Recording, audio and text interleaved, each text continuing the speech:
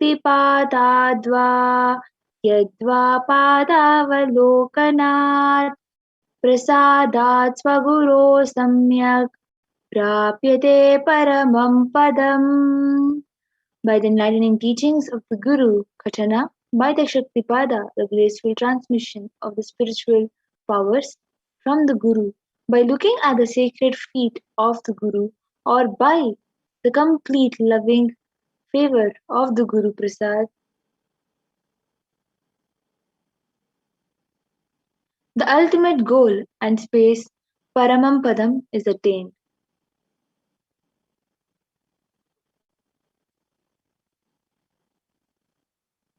So, what will we be learning in today's segment? We'll be learning about health and abundance. We'll be learning about who Bhagavan Venkateswara is. We'll be understanding more about principles of Bhagavan Venkateswara, how to go beyond poverty in wealth consciousness, and powerful cognitions about wealth and abundance, and about Diksha and Darshan of Bhagavan Venkateswara, manifesting through the supreme point of Hinduism, His Divine Holiness Bhagavan Nithyananda Paramashivam.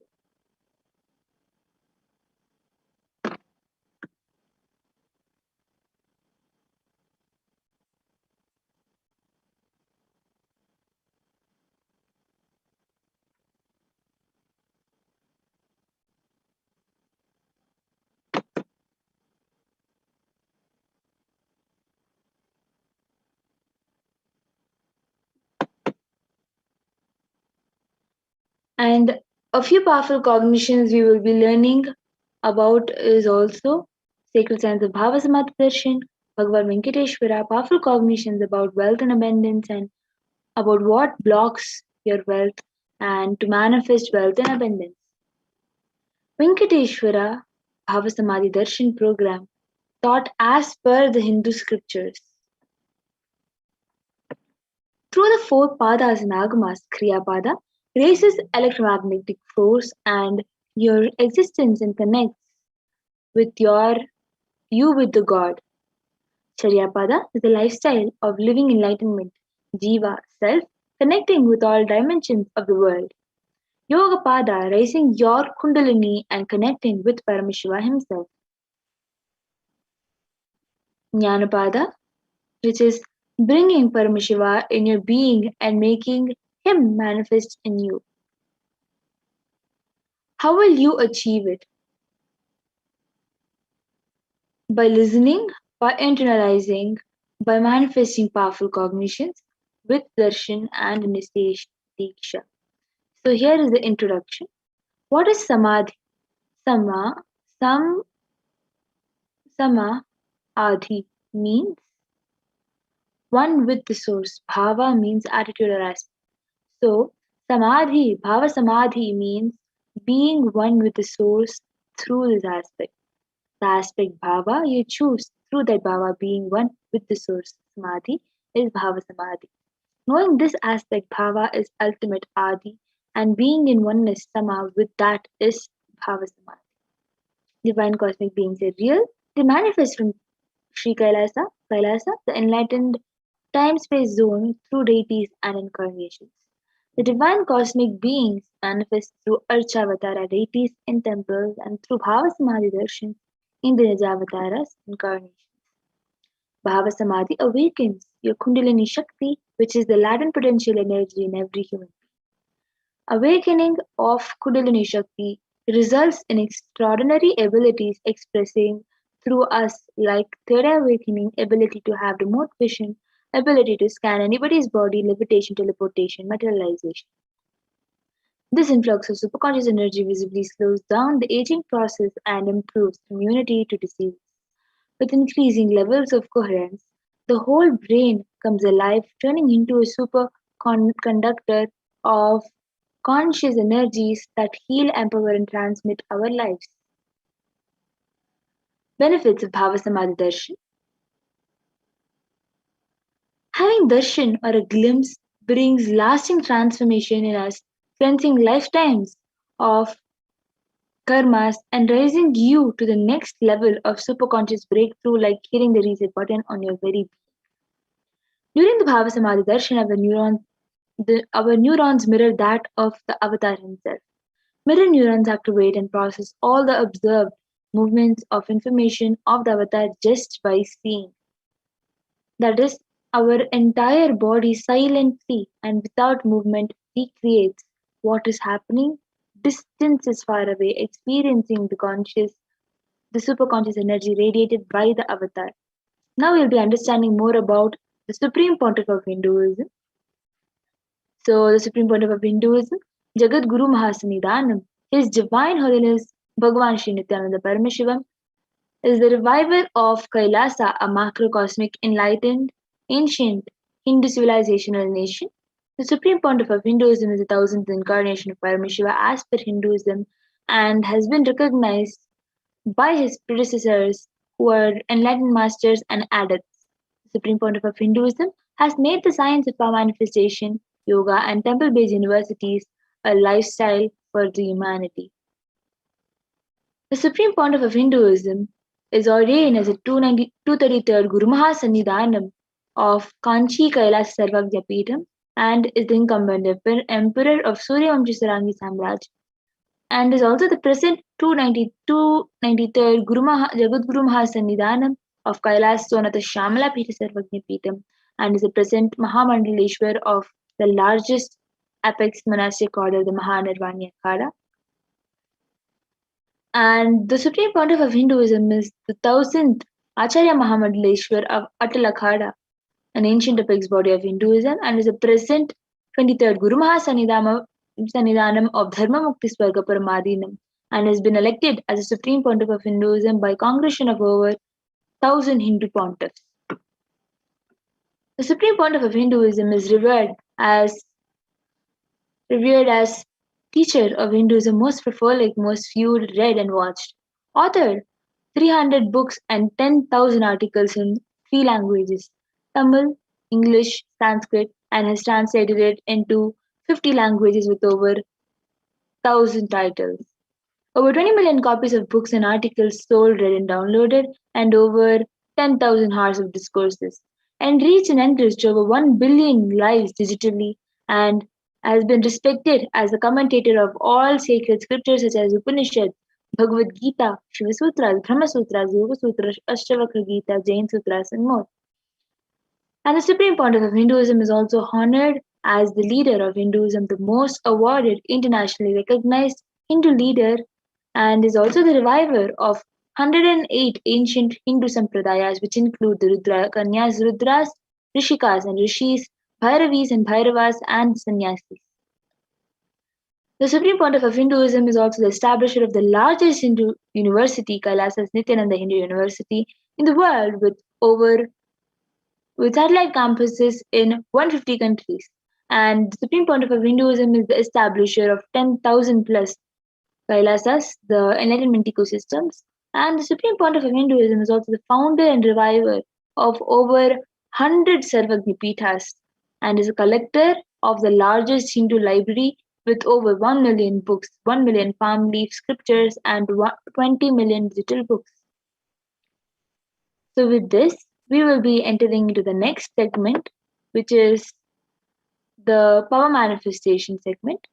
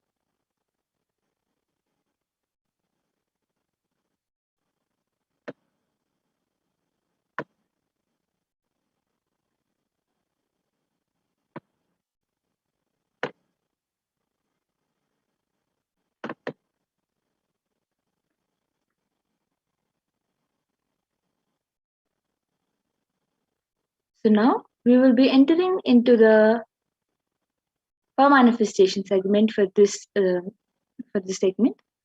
So the Balasins, the Nityananda Yogi, the initiated disciples of the Supreme Point of Hinduism will now be demonstrating the powers of third eye awakening and sharing with all the experiences and results of the extraordinary manifestation of these divine powers awakened in us through Diksha, initiation.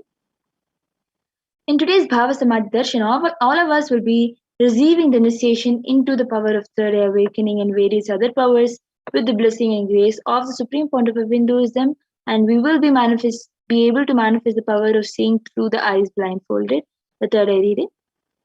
Third eye is the cosmic browsing center which is located between the brows, which upon initiation one can effortlessly express powers and see through the initiated third eye.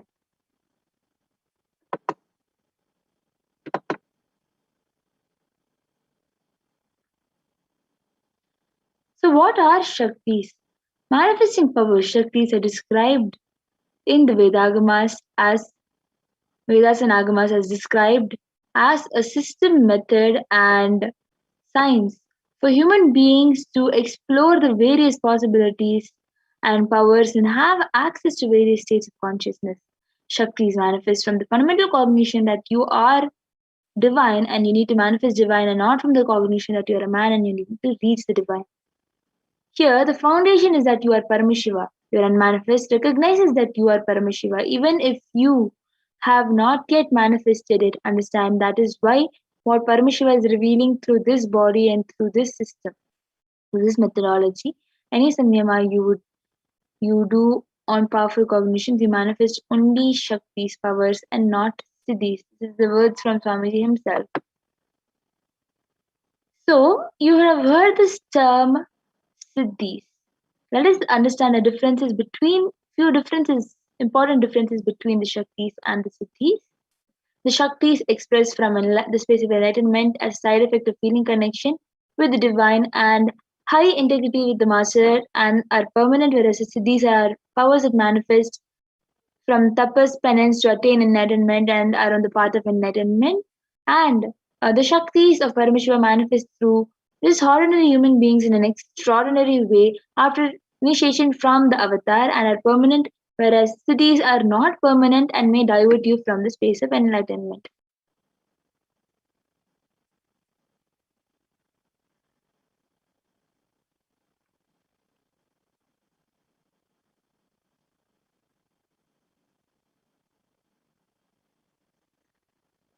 So, the source of these Shaktis, Paramashiva, is a primordial divinity in Hinduism, the ultimate reality and cause, which is self effulgent, Swayam Prakasha, all pervading, unchanging, beyond time, space, form, and causality. As the fundamental base of Avyakta, the unmanifest, and Vyakta, the manifest existence, Paramashiva manifests as Panchakritya, or the five cosmic acts of Shrishti, which is creation, Sthiti, which is sovereign rulership and maintenance, Samhara, which is rejuvenation, Prabhava, which is pulling out of delusion, and Anugraha, which is liberating grace for all living entities. And the avatar of Paramashiva, the source of Shaktis, the supreme pontiff of Hinduism, Jagadguru Mahasannidhan, and His Divine Holiness Bhagavan Nithyananda Paramashivam, as a thousandth living incarnation and representative of Paramashiva and the reviver of Kailasa, the ancient enlightened Hindu civilizational nation, the great cosmic borderless Hindu nation. Ever since the beginning of the civilization, the Sanatana Hindu Dharma has been the cradle for enlightened beings and highly advanced sciences. It is where the science of living enlightenment and power, Shaktis, was lived and taught as a lifestyle for the first time in the modern day. The supreme pontiff of Hinduism is reviving these yogic sciences and transmitting it to the world at a record breaking pace, which is never accomplished before. So, these powers, the Shaktis, are transmitted through Guru Parampara. This knowledge and science of manifesting the Shaktis are passed down from one generation to the next through initiation, which is Diksha in Sanskrit, by the enlightened masters, the Gurus. The supreme pontiff of Hinduism, being recognized as an incarnation at a very young age, was trained and taught these sciences to revive the initiation and knowledge repositories for billions to manifest these sciences of our manifestation from the disciplines of Vedanta, Tantras, and Sri Vidya, Yoga, Yogic powers, Mantra Shastra, Siddha Vidya, science of Aushadha, Advaita, Bhakti Yoga, Paramashiva Jnana, and Paramashiva Vijnana. So the great rishis and munis have recognized the supreme point of Hinduism to be the avatar of Paramashiva and Parashakti. So the pictures that you're able to see of the Guru Parampara, Mata Vibhudananda Puri, Pundi Swamigal, Yogiraj Yogananda Puri Thinnai Swamigal, Srinivasa Swamigal, Jnananandagiri, Isaki Swamigal, Annamalai Swamigal, Kanchi Paramacharya, Visri Swamigal, Shri Tiruchi Mahaswamigal, Shri Sadashivom, Shri Sadhu, and Anga Pradakshina, Annamalai Swamigal, and 230th Guru Mahasanidhanam of Mandalamadinam. So all of them have recognized this incarnation and have initiated the incarnation of these powers. So how do we awaken the Shaktis in us? Every jnana, the ultimate truth, mapped into your consciousness, prajna, manifests as possibility and power of every being, prajnana.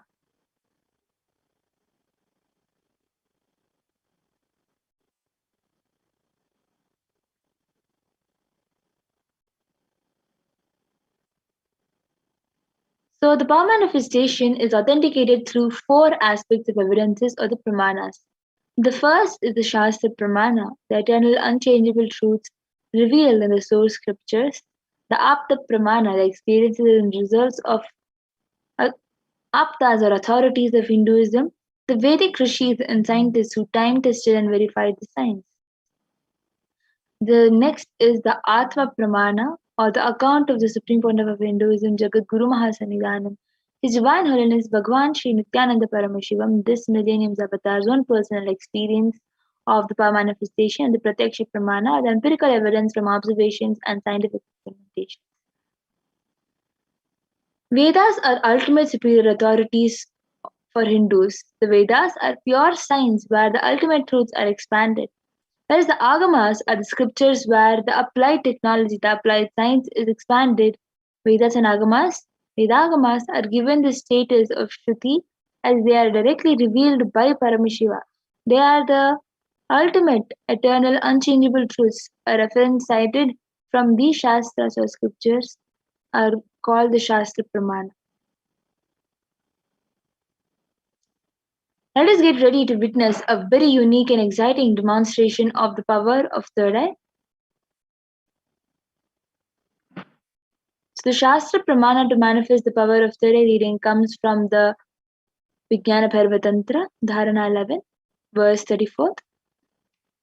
Kapalantarmanonyasa tishthanmilitalochanaha kramena manasodardhyat lakshaye lakshamuttamam. Translation: by fixing the mind on the inner space within the crown center and sitting stably without any movement, having the eyes closed in succession, by that stability of the mind and inner space, through the power of the third eye, one directly sees the ultimate goal Laksham by having the vision beyond the sight that reveals any object or place, attaining the space of oneness with the source Paramashiva.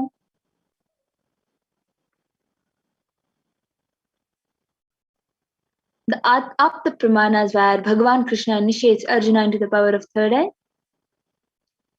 न तु मां शक्यसे द्रष्टु मनेनैव स्वचक्षुषा दिव्यं ददामि ते चक्षुः पश्य मे योगमैश्वरम्. Bhagavan Krishna says to Arjuna, but you cannot see my cosmic form with these physical eyes of yours. Therefore, I grant you divine third eye vision. Behold my cosmic opulence. In the Hindu Purana Bhagavad Gita, Bhagavan Krishna initiates Arjuna into the power of third eye to behold Krishna's Vishwarupa Darshan, the vision of his cosmic form. The 11th chapter of Bhagavad Gita, which contains a description of Bhagavan Krishna's cosmic form, is completely narrated by Arjuna as he sees Bhagavan Krishna through the third eye. In Swamiji's own words, he first explains that I was able to see everything around me, above me, the whole 360 degree directions below me, everything. I realized not only I was able to see, I was able to feel, experience all of that as me. The next is the Pratyaksha Pramana, the empirical evidence from observation and scientific experimentation. While doing the research is using the positron emission tomography, when doing daily activities, high activities measured in the brain where the third eye is located. When in deep samadhi state, only the third eye region is active and almost 90% of the brain is at peace. This rare sacred science of third eye awakening is being made available to humanity for their ultimate enrichment in conscious evolution by the Supreme Pontiff of Hinduism, Jagadguru Mahasannidhanam, His Divine Holiness Bhagavan Sri Nithyananda Paramashivam as living incarnation Paramashiva. The Supreme Pontiff of Hinduism embodies the most profound yogic states that surpass all bounds of time, space, and matter. The Supreme Pontiff of Hinduism is gifting the pure great science of third eye awakening along with many other spiritual sciences through Diksha initiation. Millions of people have been initiated by the Supreme Pontiff of Hinduism and are experiencing the profound results as extraordinary powers in their everyday life. Let us now witness the live Sakshi Pramana demonstration of the power of third eye with the Bhalasan after a short break.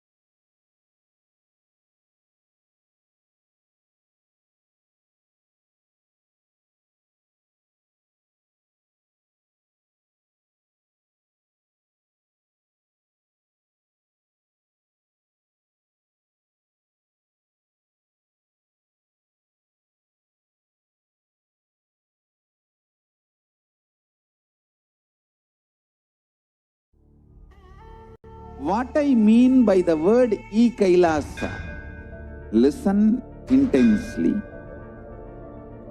Enlightenment ecosystem, literally enlightenment itself, in your own home, wherever you are. If you cannot come to Kailasa, it's okay. Kailasa can come to you. Kailasa coming to you is Kailasa.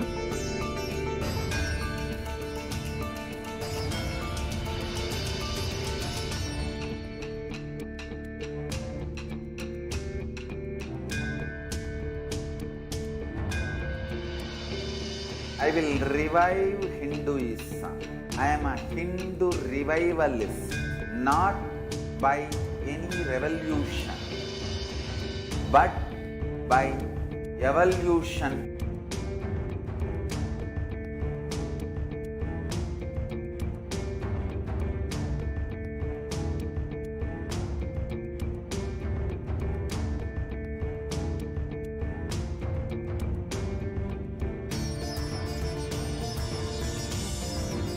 And setting model communities.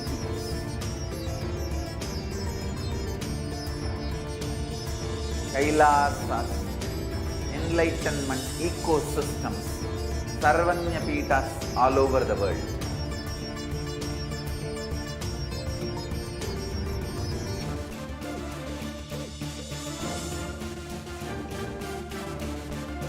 All powerful cognition, knowledge, only when you live, power manifestation and possibilities manifestation happens.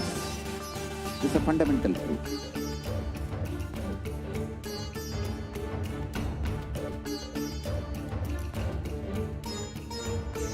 Hinduism cannot live exclusively as one sampradaya. No.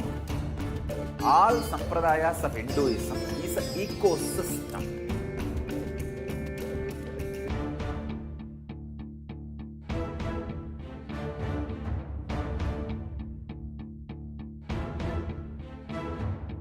So don't keep quiet thinking that if one sampradaya is attacked, only that sampradaya is going to be affected.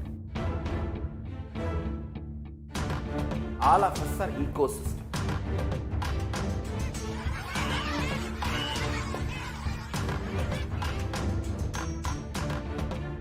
I invite all of you to get involved and enjoy Hinduism by the principle of Dharmo Rakshati Rakshitaha. When you protect Dharma, Dharma protects you. We will make the whole planet flourish spiritually. The spiritual prosperity will happen to the whole planet. We all have to coexist together.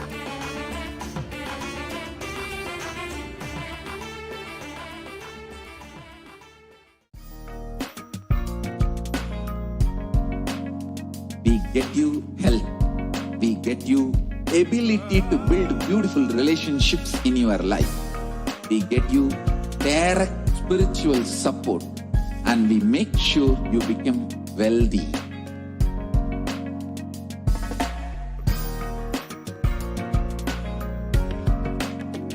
We won't stop giving you just good life.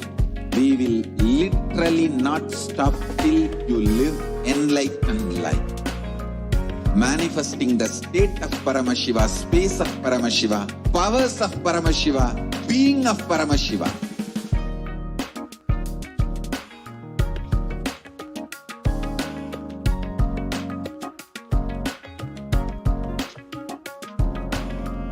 Whole world should become Kailasians.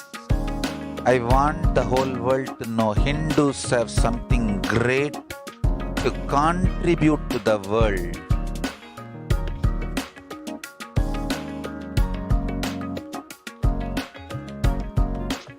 We have something great to contribute to the world. Let us do that.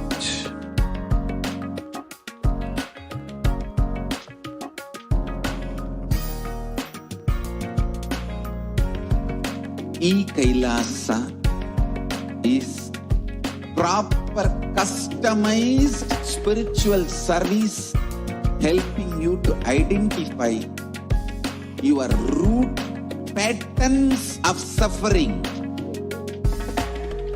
We have perfected the science of helping every individual from every cultural, religious, nationality background.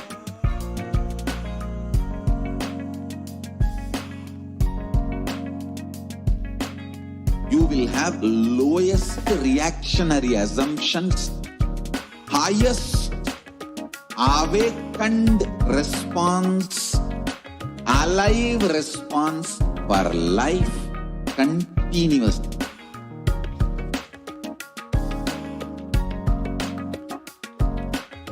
Kailasa is enlightenment ecosystem, literally enlightenment itself in your own home, wherever you are. Proper customized spiritual service helping you to complete with your life negativity, withdrawal from life, self-hatred, self-denial, self-doubt, so much of tiredness, laziness. We can support you aligning your diet, your attitude, your aptitude, your understanding about life. We can help you with everything.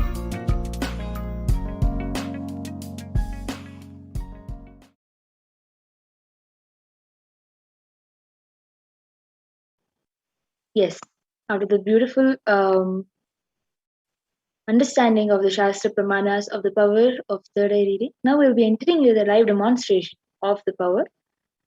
So, as you can see, I have this eye band with me, which has two pits like thing, into which the eyes will just go and stick, and the nose has a cut. It will just go stick behind into the nose, and there will be no possible light that will be passing through. As you can see, this is very thick. You will not be able to see me because it is opaque. So this will not let any kind of light to pass through. So this will be tied onto tightly onto the eyes using this strap. It will just be tied tightly onto the eyes by a volunteer, and proven. Normally, people used to not let light and have disturbance while sleeping. So now I request the volunteer to put the eye band onto my eyes.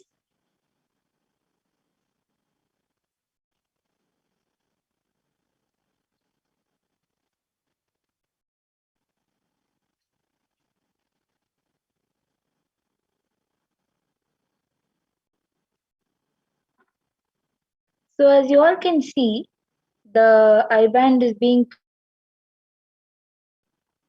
right down and up. So there is no possible light that can be let in through this eye band. You will not be able to see anything.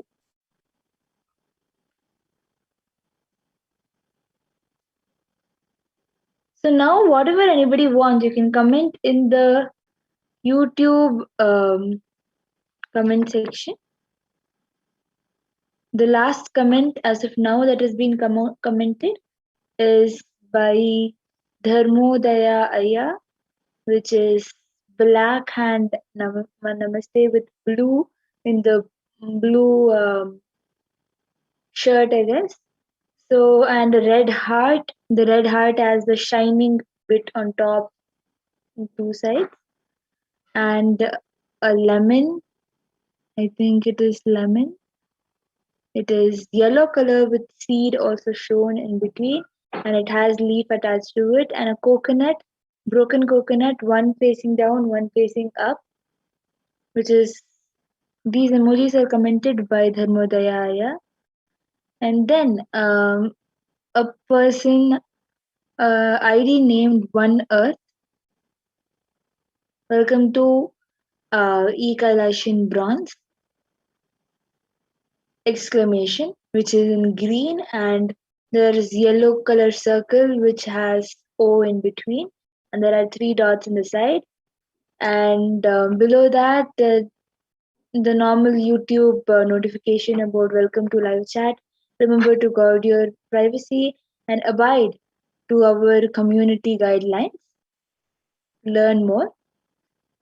So if anybody else wants anything, the viewers, there are 22 viewers watching the live now. So the viewers can comment anything that you want, and whatever Paramashiva reveals, I will be reading. And with me, I have the Living Enlightenment book, which is the Gospel of Paramahamsa Nithyananda Living Enlightenment book. So in front of all of you, I will be opening a random page, and we'll be reading a page as you all comment whatever you're able to see.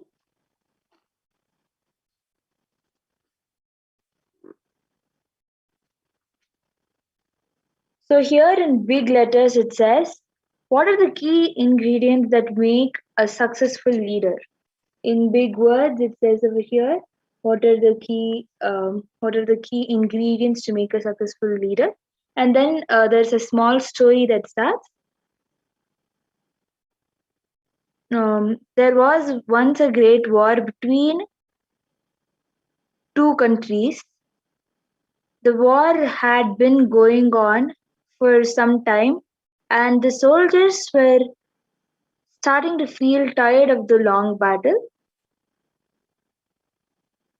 On a hot afternoon, a man in civilian clothes was riding past a small group of tired soldiers digging a huge pit.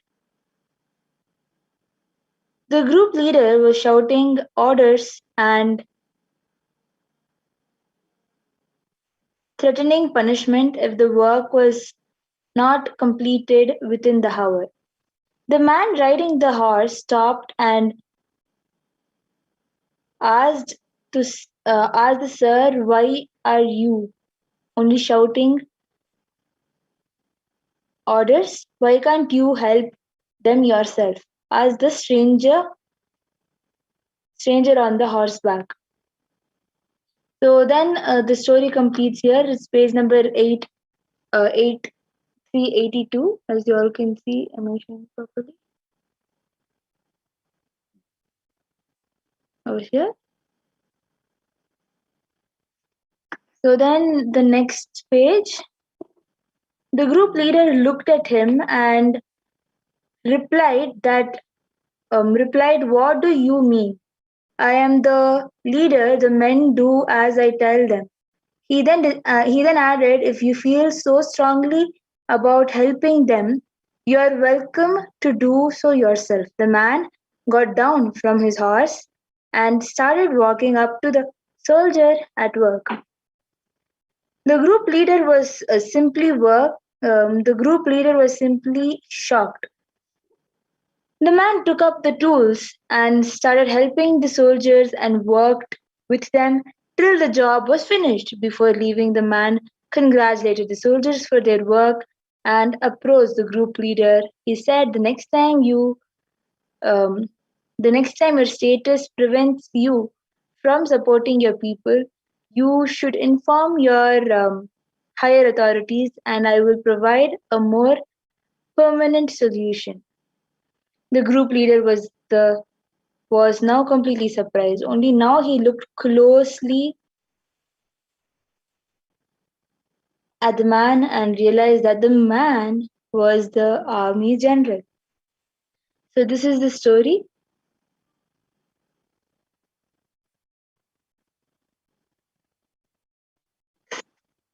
Which is continuing from this page, and this is page number 868, 383.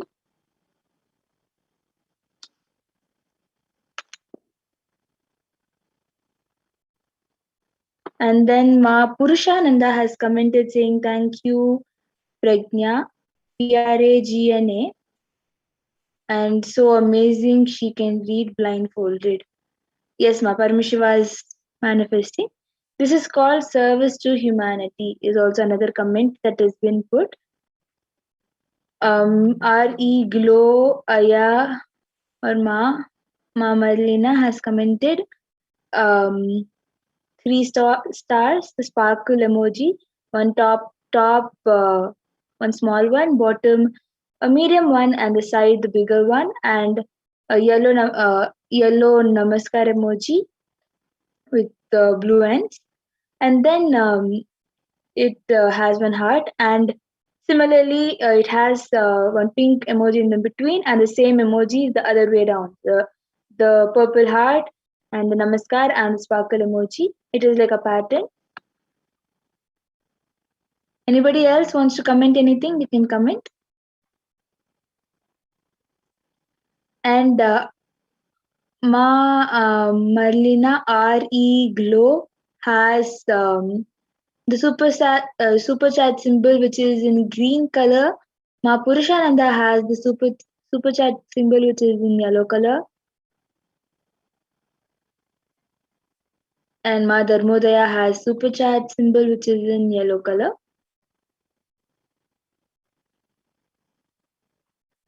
So with this, we will be coming to the conclusion of the third eye reading. So request the volunteer to help remove the eye band.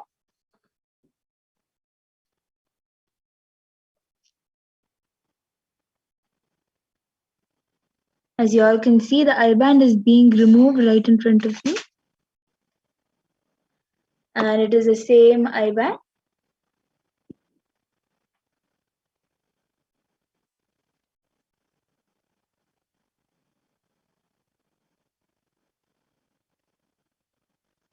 So with this, we will be entering into the next power, which is the power of body scanning.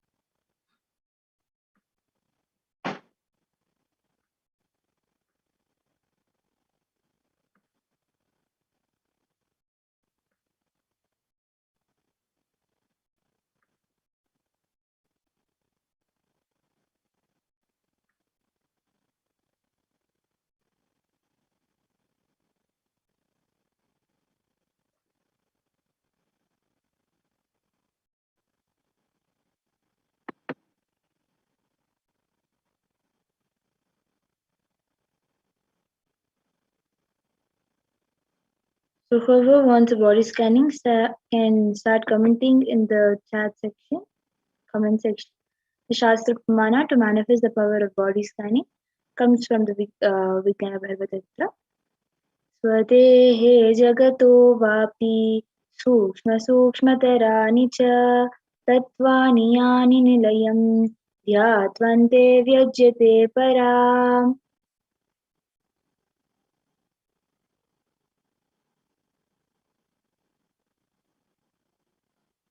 The next is the Apta Pramana, where initiated disciple of where Agatyar Siddhar was able to manifest the power of body scanning and scan into a person who had come requesting for a scan in the head due to headache. And Agatyar was able to see there was a terai, a frog there in the head, and requested Terai to do the surgery and remove the frog. After the surgery is done and the frog is removed from the brain, from the head, the person had relief, and thus the person who did the surgery was named as Terer.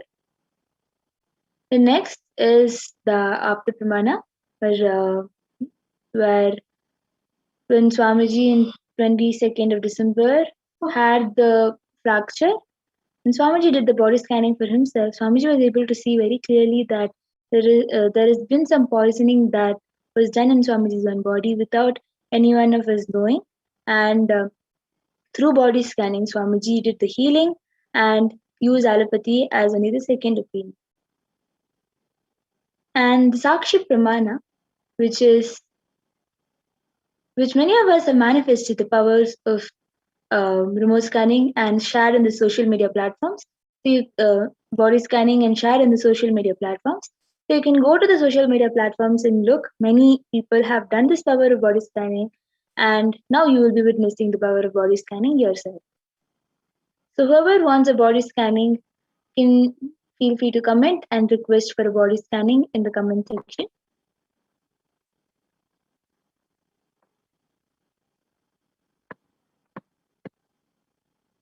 So we already have a few requests.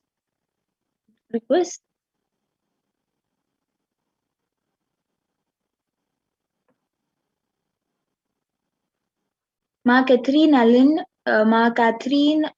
would like body help today, please. She's here on the chat. Who is Ma Catherine? Is it One Earth?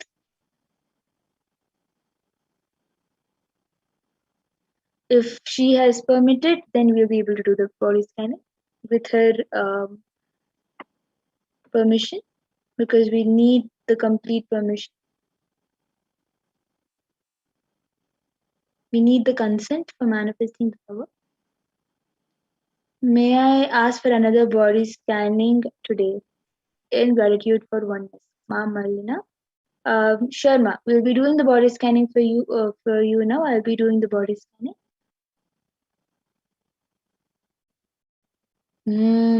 Nithyananda Paramashivoham. Nithyananda Paramashivoham.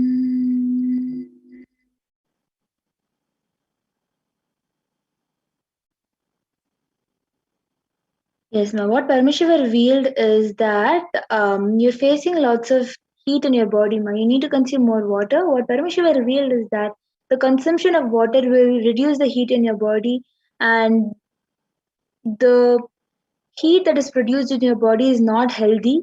So you need to drink more water and reduce the heat. And this is the only problem that Paramashiva revealed today, other than whatever Paramashiva has already revealed. So also, Mahapurusha Nanda has said that yes, she is one earth and she gave permission. So even Gayatri Nalan, who's one earth, has put need help with body issue and best housing to help this. Yes, ma, will be doing the power of body scanning for you.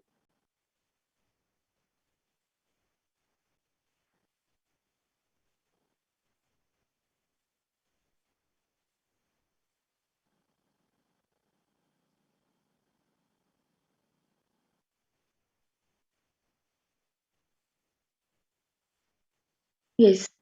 So what Parameshwar revealed for you, Ma Catherine Allen, Parameshwar revealed um, is that you need to take care of your stomach. There is some excess of gas that is forming in your stomach, and that is even fully full of your digestion system is having a really bad odor due to the gas in your body. So what Parmeshwara revealed is for you to every day do gargling in the morning, and with salt, do gargling in the morning, and night have haritaki, and immediately after waking up have castor oil and lemon water. So this is the solution that Parameshwar revealed for your gastric problem, and that gastric problem is only causing your knee pain, and it is your knee all of a sudden just feels weak, and you just feel like you need to press it and do some kind of massage for your knees. That feeling is all because of the gastric problems, which is just collecting all over your body that is causing the problem. And this is what Parmeshwar has revealed, ma. So just follow having Haritaki, whatever Swamiji has already told for this problem. Just have Haritaki, castor oil, and lemon water in the morning, and do gargling in the morning. This is going to be the solution that Parmeshwar had revealed.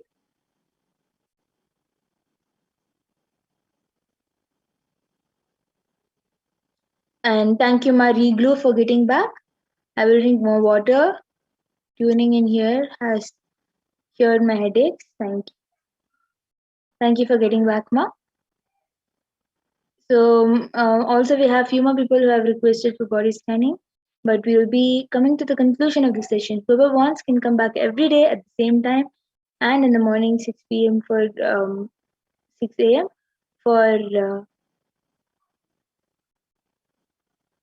yes. So you can come at 2 a.m. and 6 p.m. for getting your body scanned or for witnessing the power of the reading. With this, we will be coming to the conclusion of the power demonstration and entering into the next segment.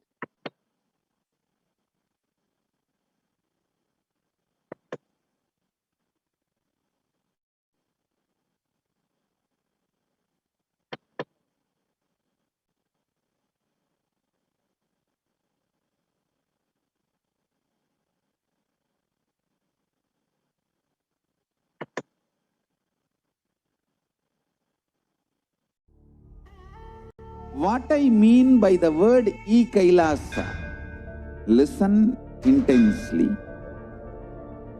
Enlightenment ecosystem, literally enlightenment itself, in your own home, wherever you are. If you cannot come to Kailasa, it's okay. Kailasa can come to you. Kailasa coming to you is Kailasa.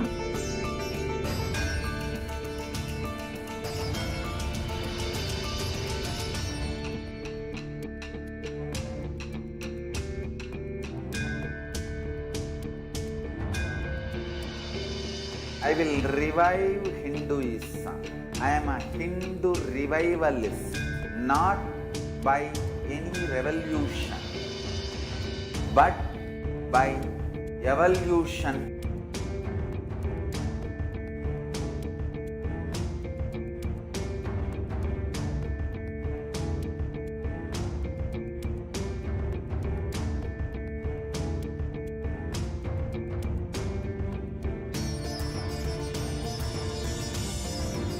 And setting model communities.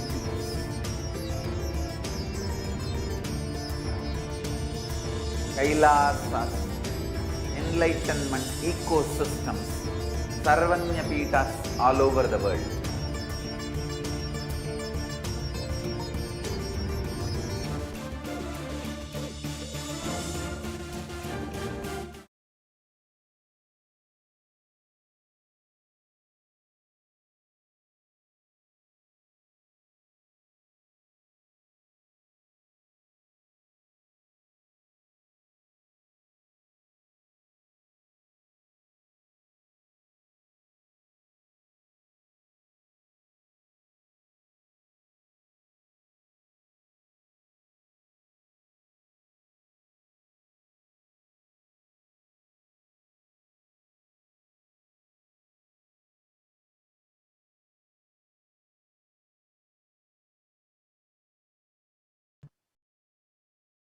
Sorry, I think I was muted. Nithyanandam, welcome back, dear viewers. Now we will be entering into the next part of the segment where we will understand who is Bhagavan Venkateswara. So first we'll understand the world versus Kailasa today.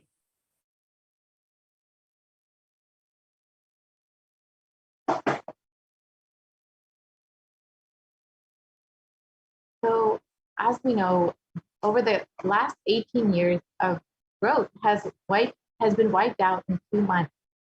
And because of the spiritual contribution of Kailasa, Hindus were contributing to 40% of the world's GDP.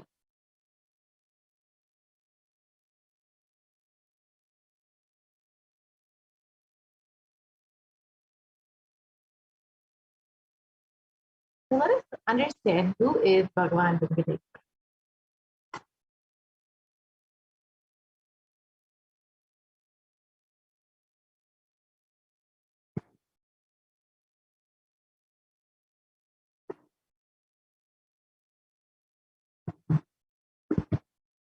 Venkateshwara is one of the most powerful modern-day incarnations in the Kali Yuga. Mahavishnu came down as Sheshadri and Bhudevi took birth as Padmavati, and they got married and stayed in the planet Earth with the body for at least 200 years and created a beautiful kingdom, blessing the devotees with wealth, health, and auspicious things.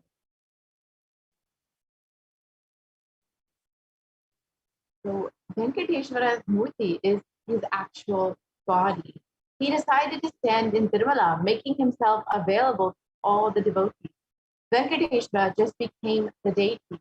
The very body, how he is standing, he just became the Archavatara. The Archavatara means the incarnation in the form of the deity to receive all the worship and devotion of the devotees. And Venkateshwara is one of the most powerful modern-day incarnations. Srinivasa became the Archavatara, standing in Tirumala and gracing the whole world, the whole universe, showering wealth, health, and all the spiritual benefits. Venkateshwara has Shri Devi Mahalakshmi, the goddess of wealth and prosperity, within his chest. And the Vaidurya jewel of Venkateshwara is the world's most costliest jewel. There is one jewel which Bhagavan Venkateshwara is wearing, which we are still not able to put any value for. On Venkateshwara's right chest, he is having the world's costliest jewel. He wears it on Vaikunta Ekadashi day and on Sivatsam. That jewelry is called the Vaidurya. The Vaidurya diamond is at least 1,000 years old, much older than the diamond. That jewel is supposed to have come out of the churning of the Milky Ocean. And there is only one piece available on the planet Earth, the one that Bhagavan Venkateshwara is.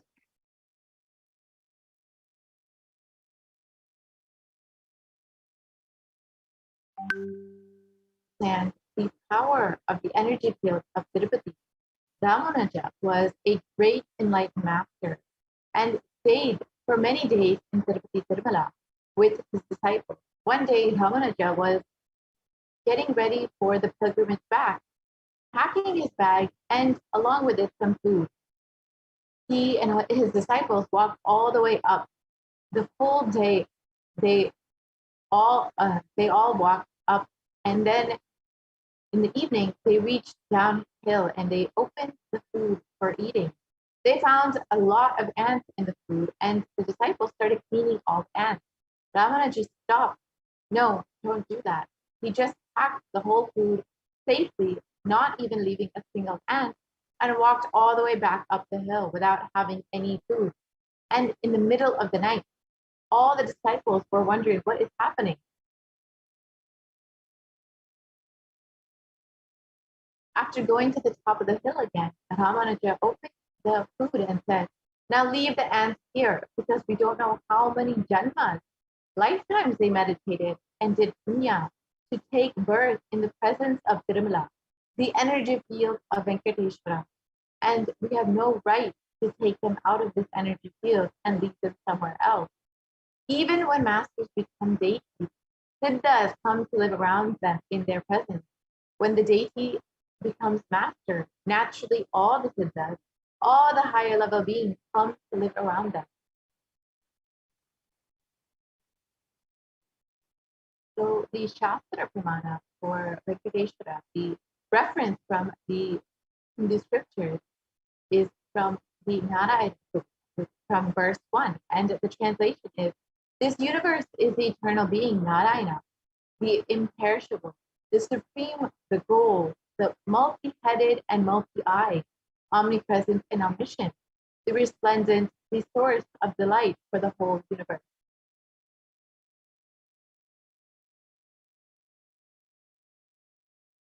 And the Apta Pramana, the reference from the life of the enlightened masters for Siddhas.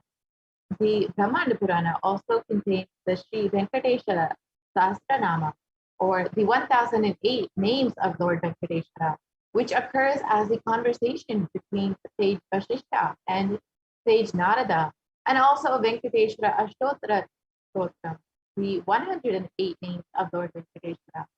And the translation of this verse: in the Krita Yuga, Lord Narasimha; in the Treta Yuga, Lord Sri Rama; in the Dvapara Yuga, Lord Sri Krishna; and in the Kali Yuga, Lord Sri Venkateshwara are called as the Pratyaksha Daiva, the living deity. And the Atma Pramana, the experience of the Supreme Pontiff of Hinduism himself. The Supreme Pontiff of Hinduism has explained that Venkateshwara is his own very muscle memory. And in his own words, "I have a very strong connection with Venkateshwara. My mother came to know that she was carrying me when she was on a pilgrimage to Venkateshwara temple in Tirupati. She did the Anga Pradakshina, the circumambulation of the temple, by rolling on the floor around it. And after that, she vomited.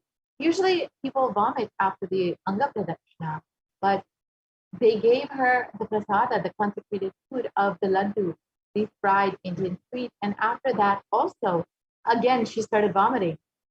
Then the elders saw the pulse and confirmed that she was carrying.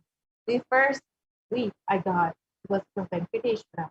I have a very strong connection with Lord Venkateshwara. And this is the words of the Supreme Pontiff of Hinduism himself on his deep connection with Lord Venkateshwara. And let us understand the benefit of worshipping Lord Venkateshwara.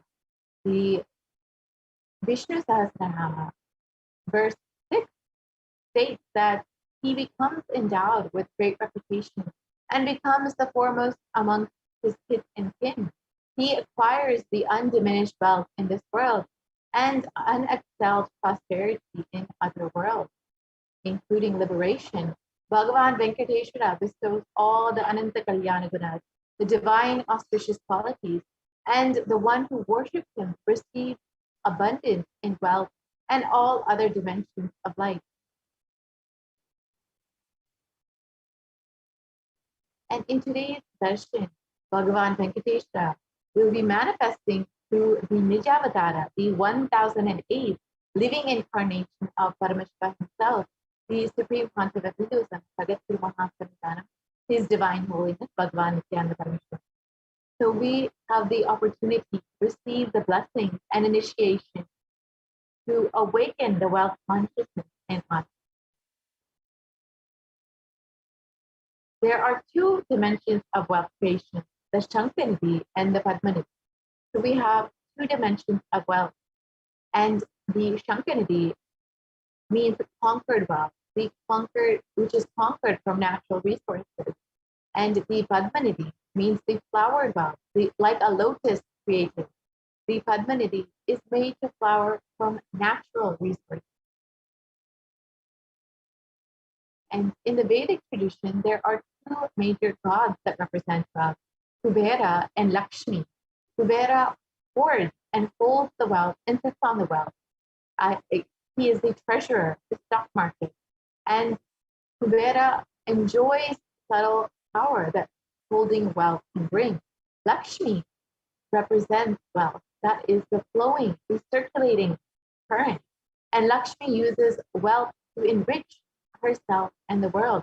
Lakshmi creates wealth effortlessly, uses it freely, distributes it unconditionally. And we are especially blessed after receiving the darshan of Mahalakshmi in the evening on the Varalakshmi Rath. And now we receive the darshan of Venkateshwara himself and through the Supreme Pontiff of Hinduism. So before that, let us understand how we can create wealth, the Hindu world. Life can be equated to two things. One, which is the ability to achieve what you want in the inner or outer world. And two, just getting stuck in both worlds. These are the only two equations in life.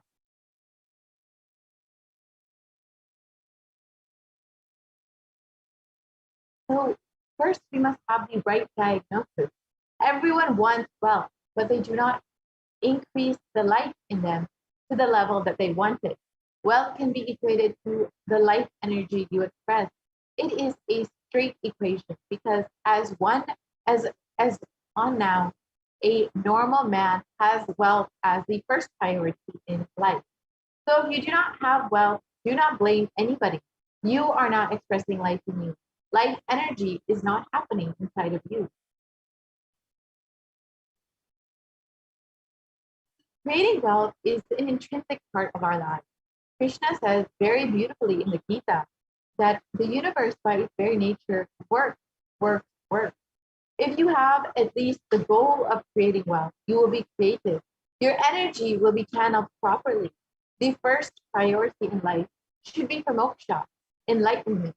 But till that happens, the second priority can always be creating wealth.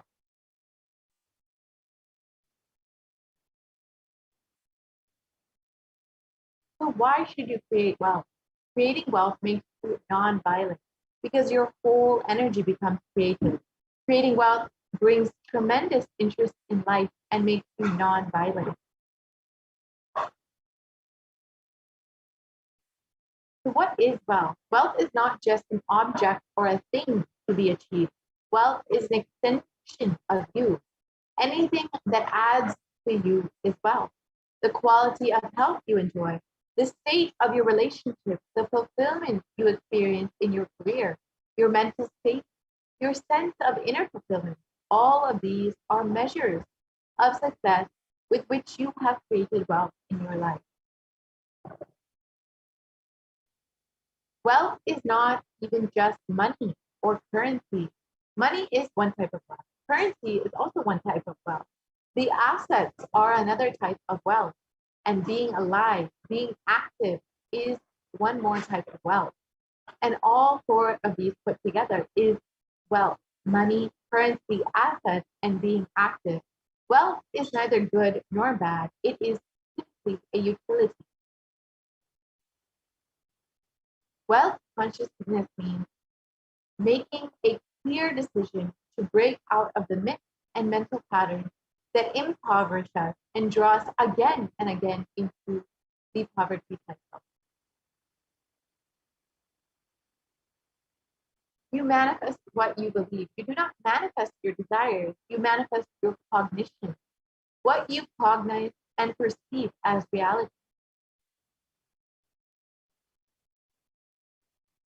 Let us understand what is the gap between our belief and our desires. Many of us say, I really desire wealth, but deep down you believe wealthy people are arrogant people, bad people. They do a lot of wrong things. If you believe wealthy people are arrogant, bad, wrong, they do many wrong things, they exploit others. If you have that belief, how will you manifest wealth in your life? Your perception is the material out of which your reality is made. If you desire wealth, but you believe, perceive, cognize wealthy people as bad or wealth as too much, naturally, you will not manifest wealth in your life. The gap between your desire and your perception is called the mental pattern. Let us now look at all the beliefs that you carry about wealth. The first common belief that many of us carry is that wealthy people are arrogant or bad people. You carry deep resistance of wealth, leading you to not accumulate wealth. And even if you accumulate wealth, you carry the guilt of accumulating wealth. However, the truth is, arrogance does not come by wealth. Arrogant people will be arrogant, whether they have wealth or not. Arrogance means behaving as if you are more important than or no more than other people. But we wrongly associate wealth to arrogance and create a pattern and start hating wealth as well, the same way that we hate arrogance. Another common belief that we all carry is that poverty is good. Deep inside of us, we label poverty as a good quality. We feel reverence and respect for poverty. How then are we going to generate wealth in our lives? And another common belief is that handling wealth is more responsibility. We may feel uncomfortable. Whatever I want, I will not get it. Maybe you came to this conclusion by looking at some wealthy people who did not have any time for themselves.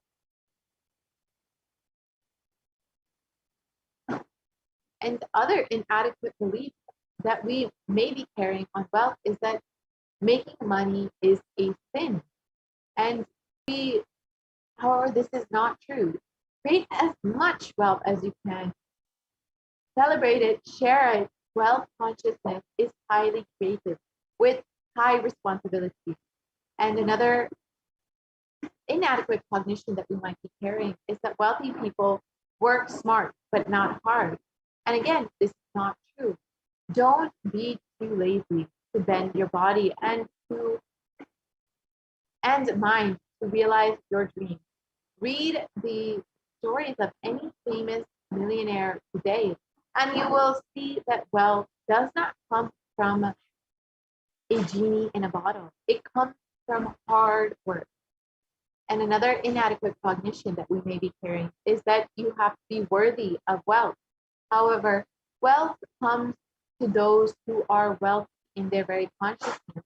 There is no qualification to have wealth. It is simply your decision.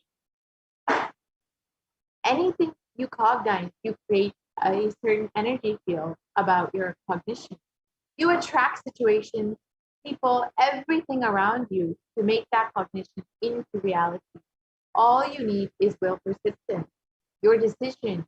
You are not going to give up your intention. That is will persistence.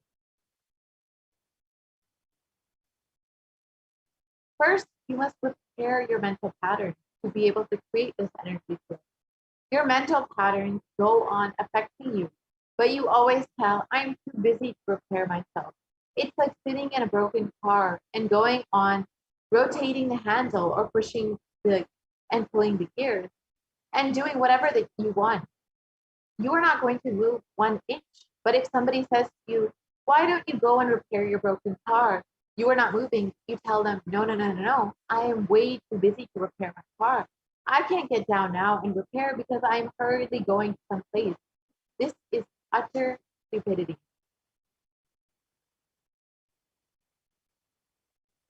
So you must understand, first of all, that wealth creation, wealth manifestation is possible. You may be desiring to have wealth, but you may not be believing it, perceiving it, and cognizing it as your possibility. The first and foremost important step we need to do is create an energy field of attracting wealth. So let us understand the secrets of attracting wealth from the Supreme Concept of Hinduism himself.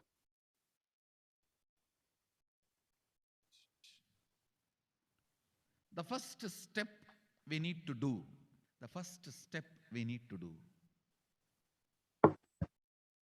looking back, the gap between your desire and your cognitions. How you started perceiving wealth, money.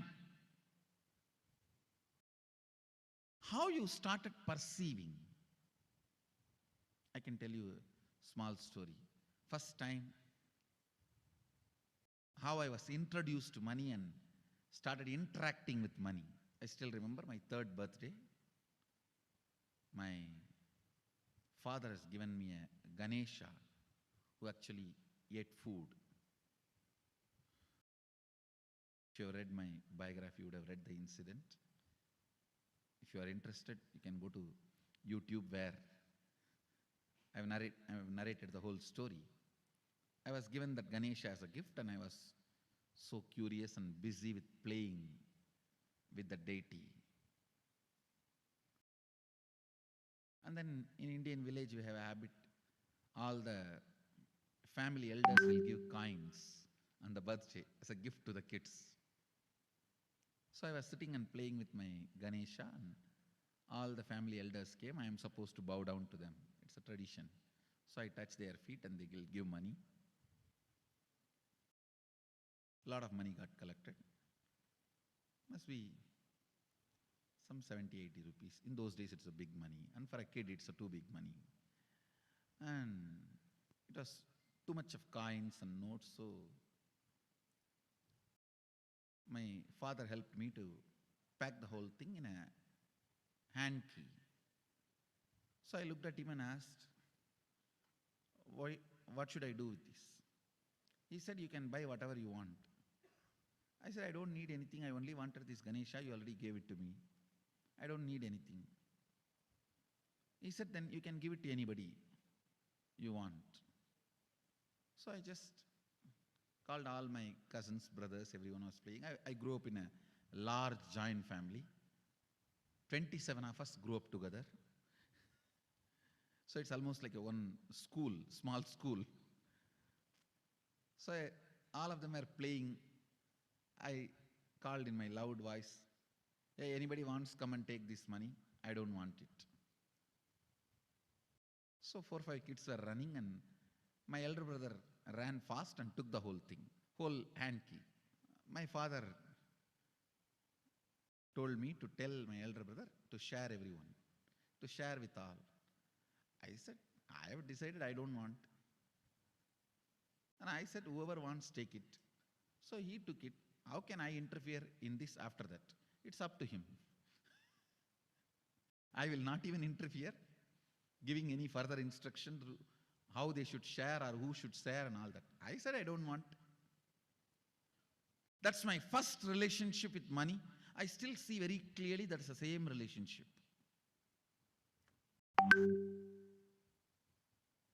Still, I don't touch money.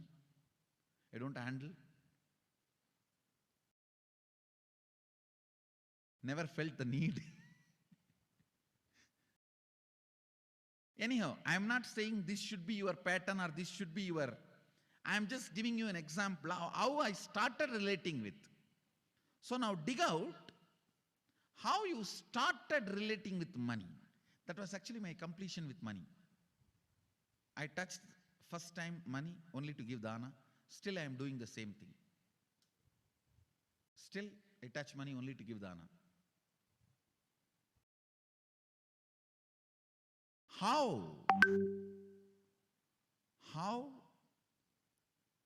you cognized money, wealth,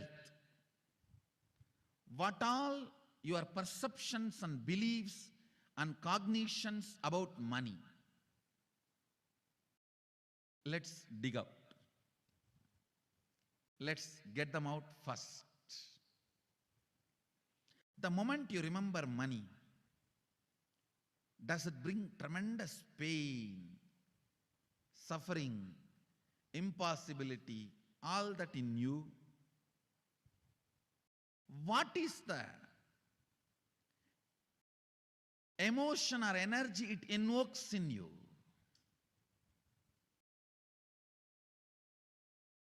So put your pen to paper and just keep writing whatever comes to your mind.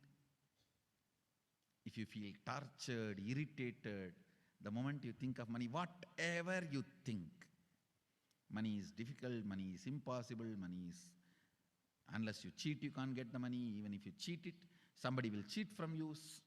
So much goes on inside you about money. Your incompletions with money. Just spend few minutes and let's dig out all the incompletions, mental patterns we have, perceptions, beliefs and cognitions we have about money. Listen, the first step we need to do now, cleaning up, completing these mental thought patterns, the incompletion patterns related to wealth, and stopping them from recurring. Please understand. Biggest problem is when you do not recognize something as a pattern, it continues to exist in you and recur. Please understand. Recurring, for example, today you remember, yes, I have a lot of incompletions and patterns. Incompletion means, let me define.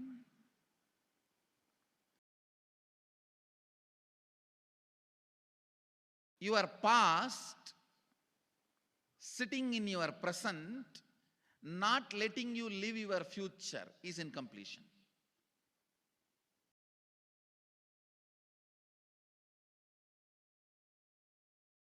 It has no logic.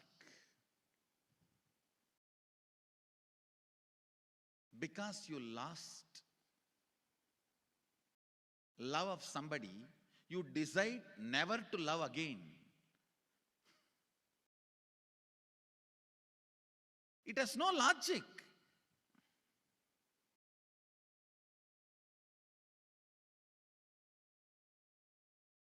Tons of negative decisions, cognitions you make about life is incompletion. I'll give you one small example. 8-year-old kid is in the classroom, teacher asks, who is the first Prime Minister of India? The kid jumps on the bench and shouts, Mahatma Gandhi. Naturally, the whole class laughs. Because Mahatma Gandhi is not, neither is Mahatma nor he is first Prime Minister. Okay, that he leave it. When the whole class laughs, she decides never to come in the front, jump up and be active. Even after 50 years, if she becomes a CEO of a company, in the team meeting, she will be telling her ideas to somebody else and somebody else will be presenting. Even if she is the head of the meeting, she will continue to suffer the decision she made at the age of 8. How many of you see this is happening even in your life in some form? That is what I call incompletion.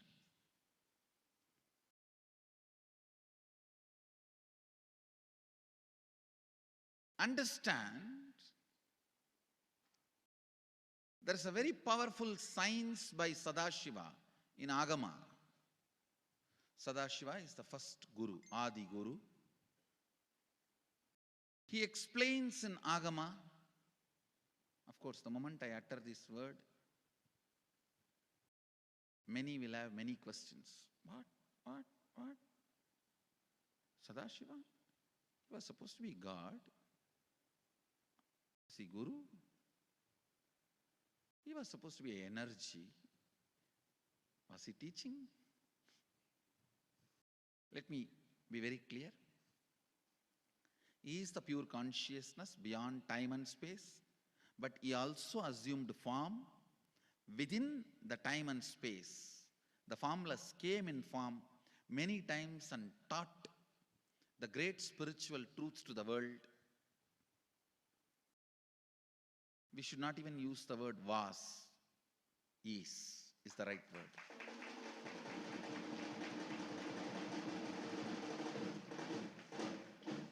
He gives a beautiful science of completing with this incompletion patterns, known, unknown. Understand, if you know the reason for certain pattern, it is called known pattern. If you don't know, it is unknown pattern. Sometimes you will have a heaviness, suffocation, but you don't even know why. That is unknown pattern. Sometimes you know why you are going through what you are going through. That is known pattern. Known or unknown, you can complete. You can be out of it. It is possible. It is possible. I'll explain this science of completion. Understand, this one technique can help you whether you want to get rid of your headache or your whole ignorance and get into enlightenment. Whether you want as simple as healing your headache or as complicated as enlightenment. Anything, this one technique can give you. This one technique, it is a complete end-to-end, alpha to omega.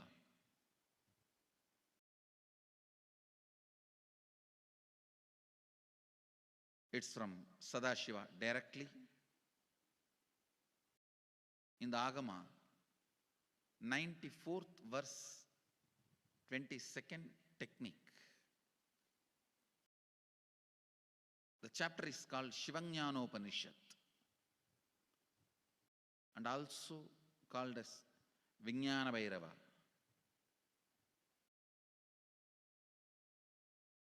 Chittat yanta kritir nasti mamantar bhavayet iti vigalpanam abhavena vigalpair uchito bhavet. You don't have to remember. I am uttering every time so that I will remember. That's all. No, it is just to keep the purity of the teaching. I want all of you to know Whatever I am sharing with you is my personal enlightenment experience, which is in tune with the earlier master's experience. My Apta Pramana, my Atma Pramana in tune with the Apta Pramana, means the earlier masters, the Shastra Pramana. Only that can become your Sakshi Pramana. Never learn from a person who does not have Atma Pramana, enlightenment. He will be only Pandit, repeating.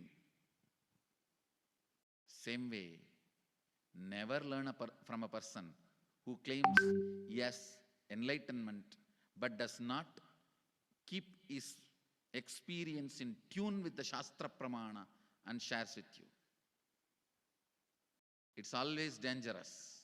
Maybe it must have been good for him, but we don't know whether it is good for all of you. The Atma Pramana should always be acid washed with Apta Pramana, Shastra Pramana. Only that can become Sakshi Pramana, experiential reality for you. Never learn from anybody who has only knowledge, not experience. Same way, never learn from somebody who claims having only experience and does not connect, purify, make it in tune with the Shastra and presents it to you. There is always a danger. If you don't bother about the Shastra Pramana, you may be having kakka biryani. Be careful. Listen. To keep the purity of the teachings, I keep the original Sanskrit verses. I'll give you the translation now. Consciously feel within the mind stuff of past memories of incompletion with its activities as mind, intellect and ego not existing in me. By contemplating this way in your inner space, disidentify from the past impressions and memories of completion. Put your active attention at the space of past happening. Relive these imagined impressions and memories of incompletion. Then the mind stop having fully ceased from its present characteristics of forming thought patterns and cognitions is complete.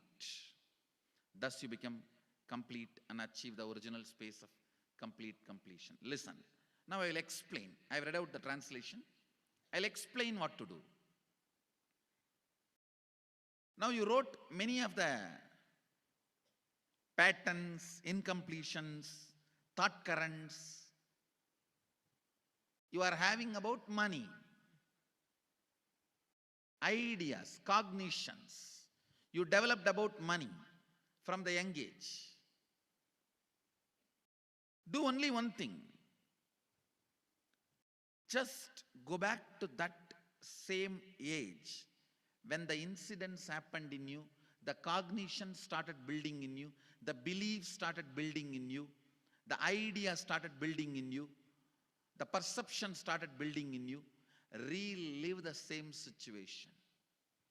I'm not asking you just remember. Remembering means, for example, something happened at the age of 7 which is still hurting you about money. You asked 1 rupee from your uncle and he did not give, but he gave it to his son. It's still sitting and hurting. If now you are 47, this happened 7. You being 47-year-old person and remembering what happened at the age of 7 is remembering. Forget you are 47. Forget who you are now. You may be having millions. Just become that 7-year-old who asked and did not receive.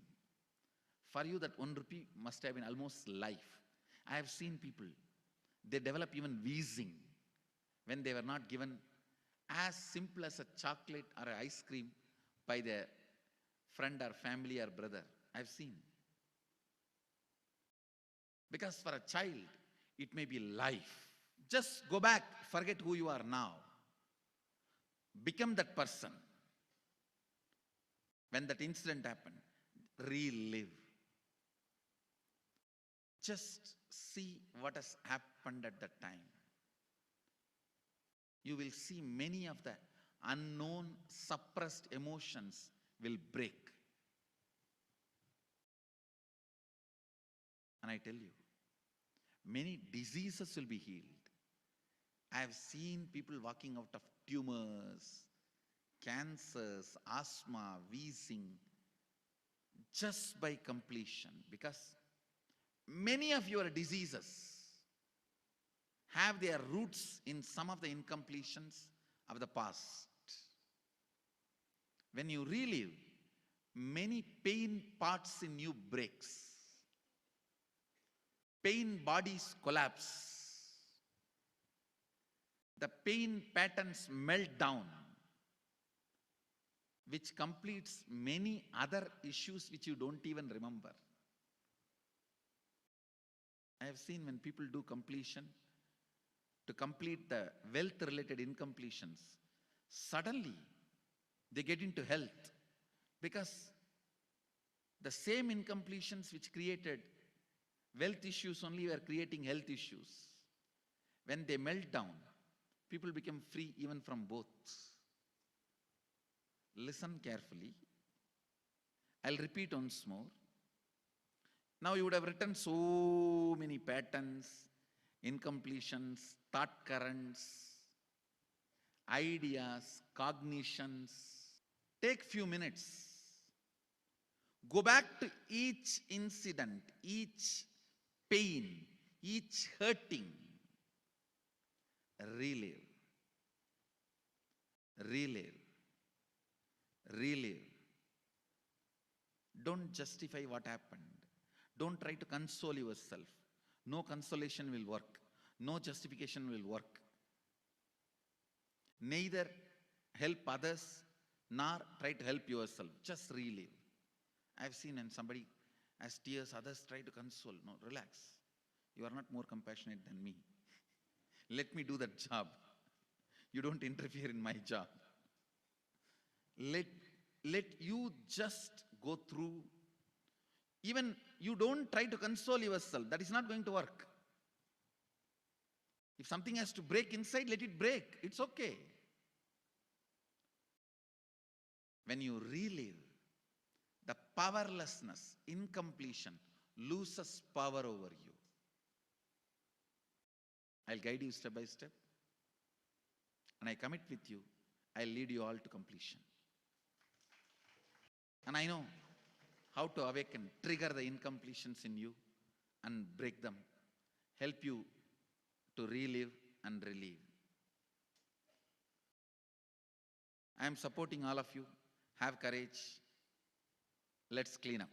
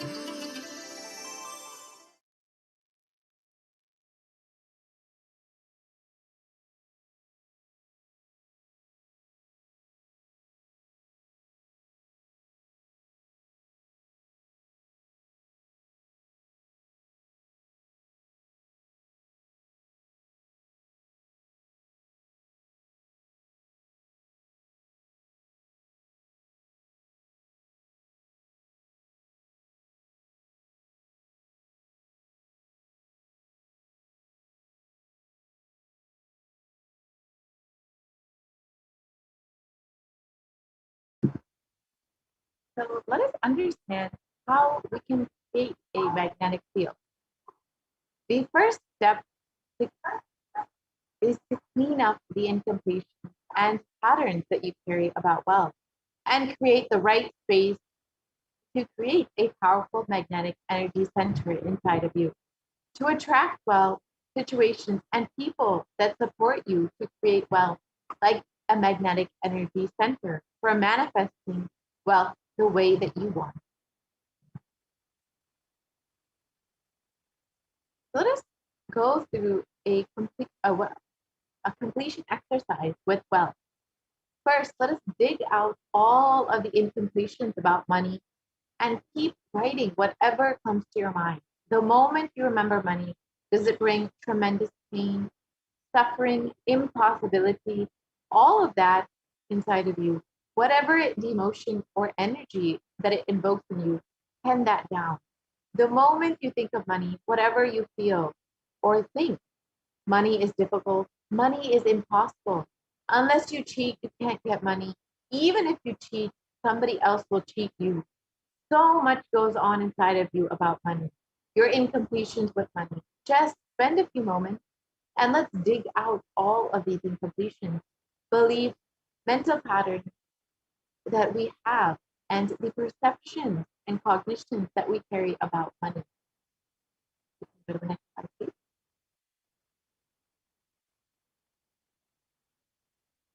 So let us take 5 minutes and just pen down whatever cognitions or beliefs that you carry about money.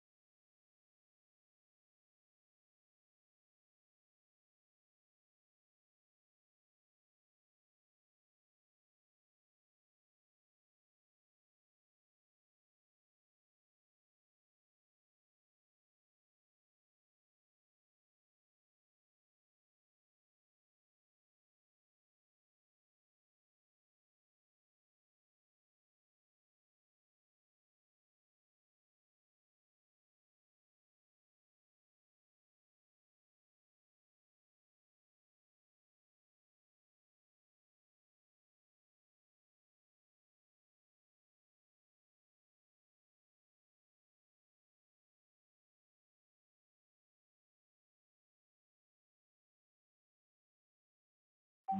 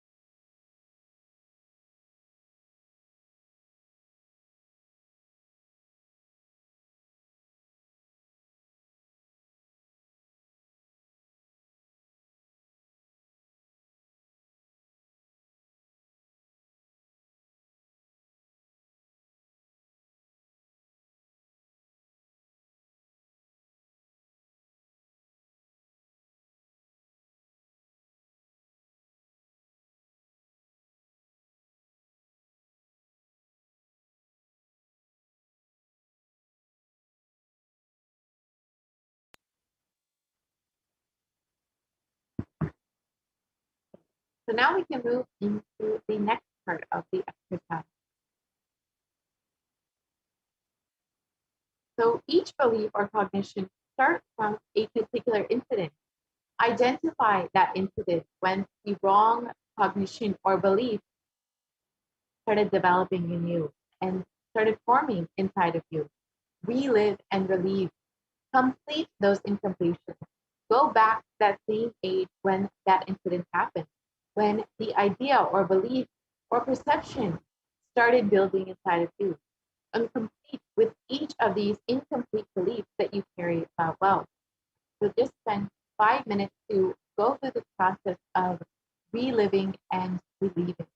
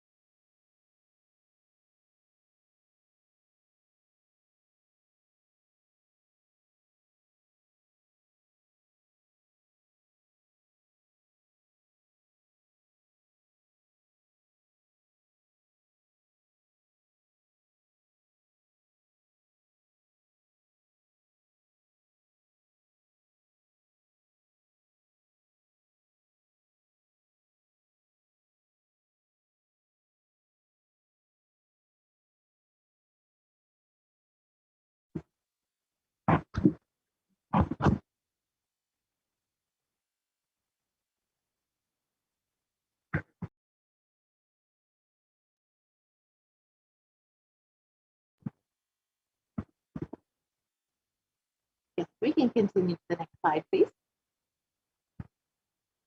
So now that we have relived and relieved and completed all of our incompletions and incomplete cognitions that we carry about wealth, let us move into the second step, which is to consciously decide what it is that you want to manifest within the next 3 months in the dimension of wealth.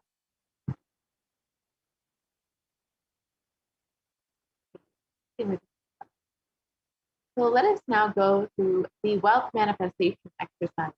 Write down clearly, what is your intention? What is it that you want to manifest within the next 3 months in the field of wealth? Whatever you think as well, you may think more than money or currency as well. You may think as a person as your wealth, or your life or situations as well for you. Or some believe that being active is the wealth in their life. People feel even extraordinary powers as the wealth for them. So whatever it is that you consider about as your wealth, whatever you want to manifest and attract in the next 3 months, please pen those down right now.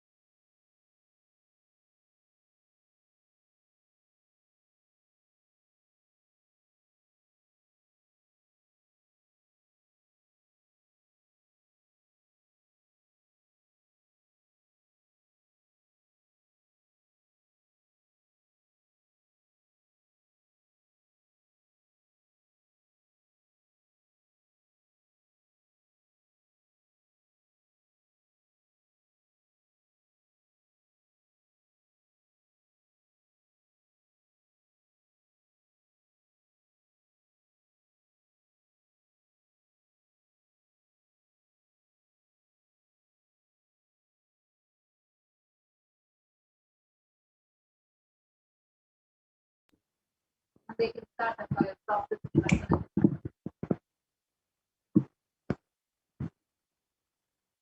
Yes. So now we can move into the next part of the exercise. So let's understand that we can manifest all this that we want to manifest in our life in the dimension of wealth through the Guru's grace.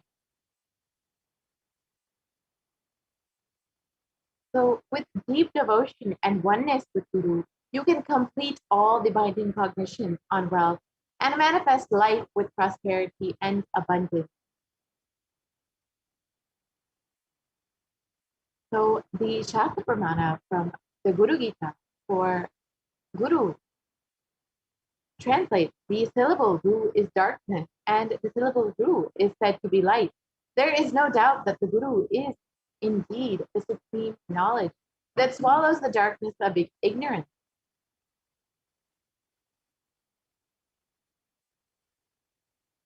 And Paramashivoham. Nithyananda Paramashivoham. Om Nithyananda Paramashivoham. Om Nithyananda. Om Nithyananda Paramashivoham. Om Nithyananda Paramashivoham. Om Nithyananda Paramashivoham. Om Nithyananda Paramashivoham. Om Nithyananda Paramashivoham. Om Nithyananda Paramashivoham. Om Nithyananda Paramashivoham. Om Nithyananda Paramashivoham. Om Nithyananda Paramashivoham. Om Nithyananda Paramashivoham.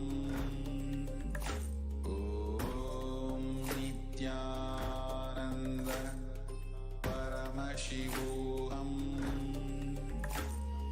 Om Nithyananda Paramashivoham.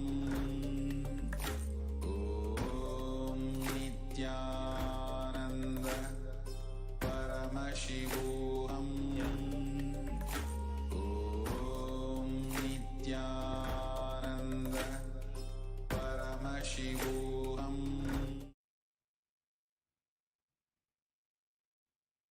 Nithyanandam Paramasukhadam Kevalam Jnanamurtim Dvandvatitam Gaganasadrisham Tattvamasyaadilaksham Ekam Nityam Vimalamachalam Sarvadi Sakshibhutam Bhavatitam Trigunarahitam Sadgurum Tam Namami. With the grace and blessings of the Supreme Pontiff of Hinduism, Swamiji, a disciple is initiated into the Sarupya of Venkateshwara Swami, blessed to be able to give and answer the prayers and give guidance to those asking prayers to Venkateshwara Swami. A few devotees have asked their prayers today. We are now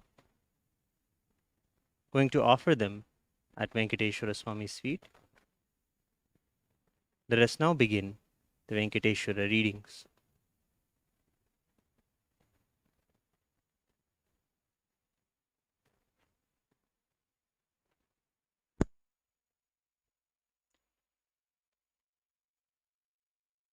The first question is from Yang Qurong.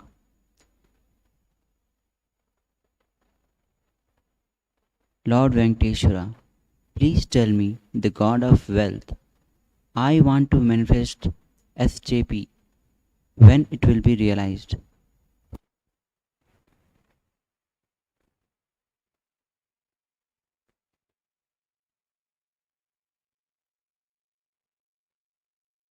Love and blessings of Venkateshwara.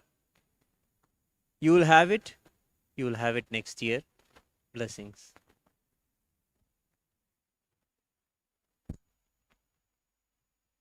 Next question is from Utpal Thakkar from USA. Dear Lord Venkateshwara, please bless me to manifest the job I desire. Thank you.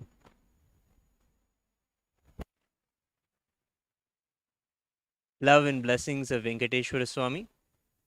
Worship Devi Mahalakshmi and you will have the job you want. Love and blessings.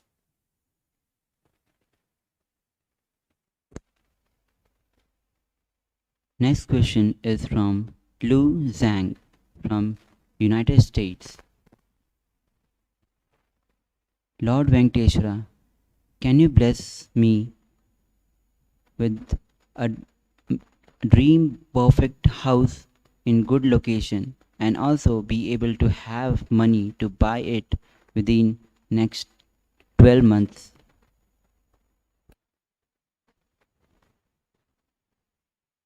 Tadhastu.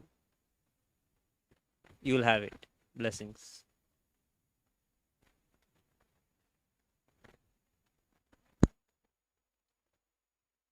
Next question is from Tamsru Praja from India. I have a prayer. My business should bring profit and I should have a good flow of money. Thank you. Tadhastu. You will have it. Blessings.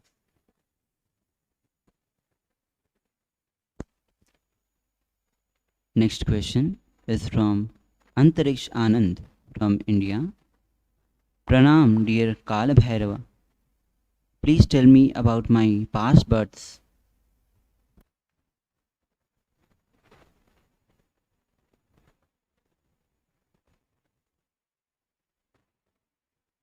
Love and blessings of Venkateshwara. You are a Venkateshwara devotee. Offer puja to him. Blessings.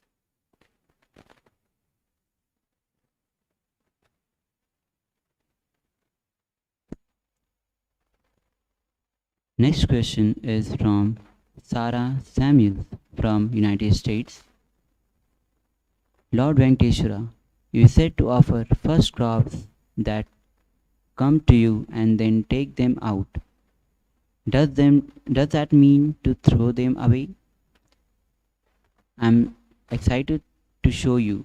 Please accept the first fruits with my deepest love and gratitude. Let this harvest be plenty and nourish every cell of the bodies. Thank you. Blessings. Tadhastu. Do not throw anything away. Use everything. Continuously give. You will have so much more. Blessings.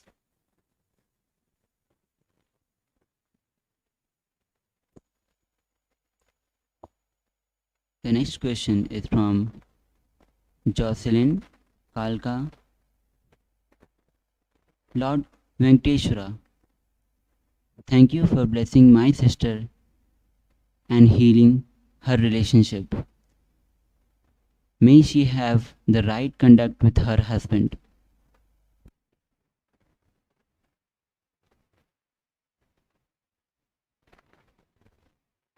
Tathastu. Blessings to you and to your sister. Blessings.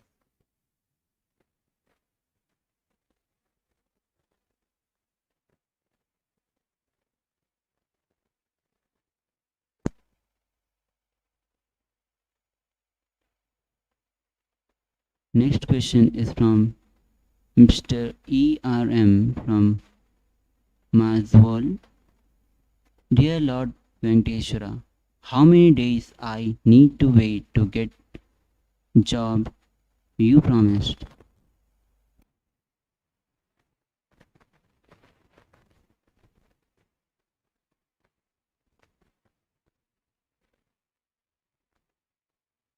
Blessings. Wait till next year.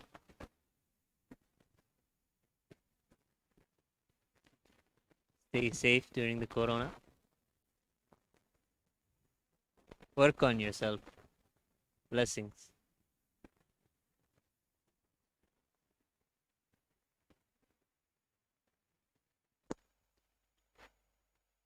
Next question is from Deva M. Dear Lord Venkateshwara, how is my karma cleaning up? Have I successfully cleared 40 years of karma with my techniques?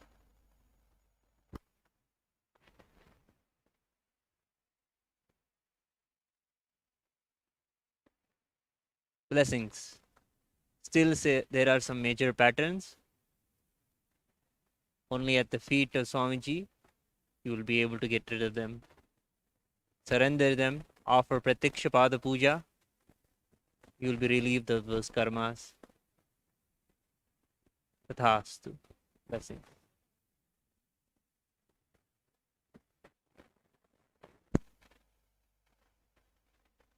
Next question is from Parameshwari from Malaysia.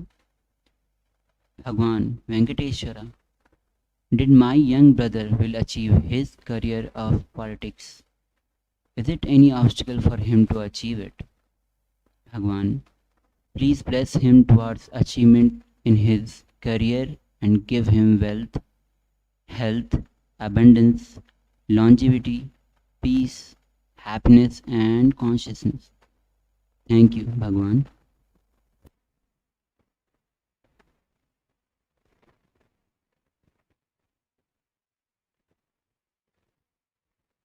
Love and blessings of Venkateshwara.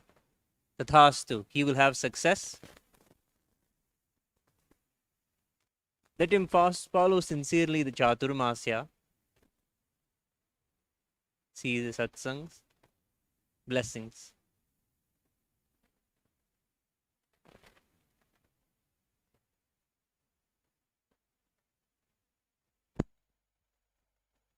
Next question is from Utpal Thakkar from United States. Dear Venkateshwara, humble pranams. I am not able to heal my digestive issues. Can you tell me my blind spots in healing them?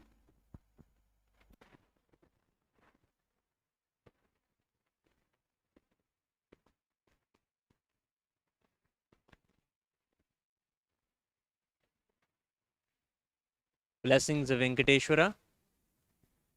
Sit down and do a thorough completion with your mother.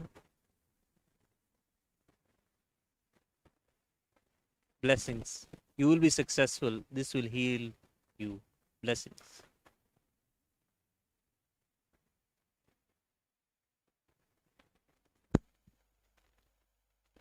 Next question is from Ma Nitya Saralananda from France. Dear Venkateshwara, it has been more than 7 years since I have seen and heard my elder son, Theri, who refused to see me. Is it karma?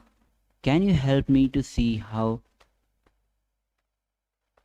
my son again, that he comes back to me? Gratitude and love.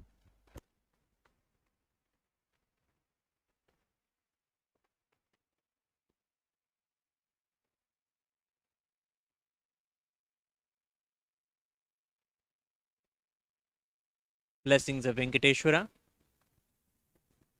He has moved on in life, complete with needing to see him. You will be healed. Blessings.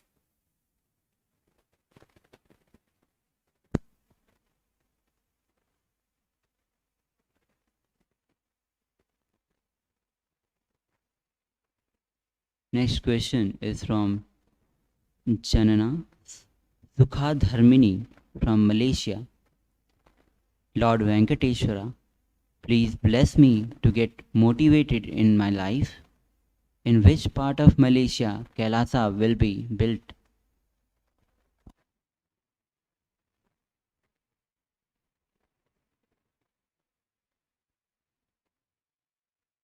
Tathastu.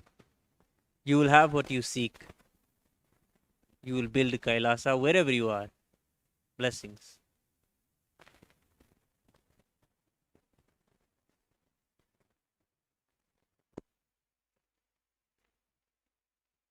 The next question is from Baun Luang Wang.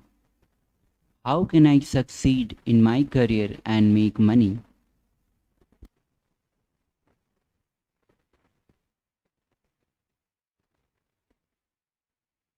Tathastu.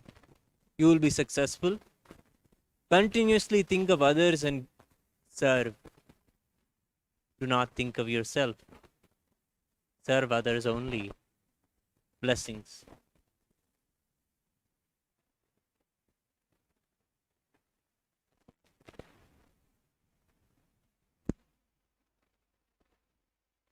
The next question is from Annie Marie from France. Gratitude, Lord Venkateshwara, for advising me how to become a SJP as soon as possible. I brought 2 lottery tickets, but I got my money back. I would also like to have lots of money to give as much as possible to caritative organization. Thank you for helping me use my conscious sovereignty. Thank you.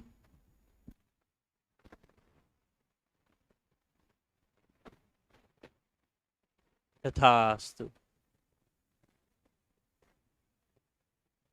Venkateshwara is showering with you all the wealth. You will have all the wealth and more and more and more. Blessings.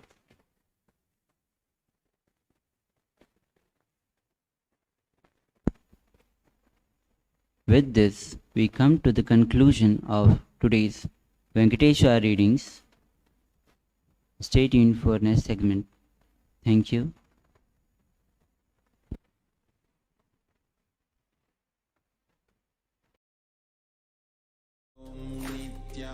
Nithyananda Paramashivoham.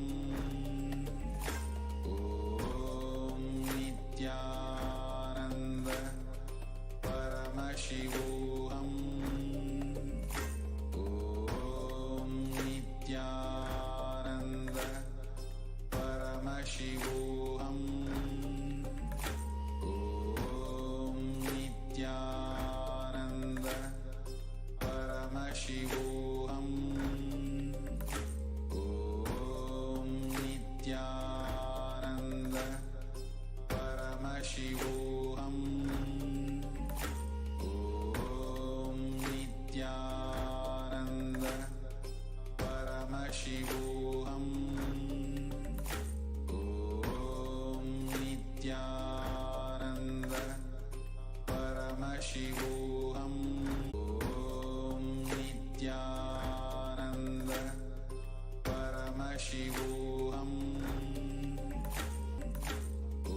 Om Nithyananda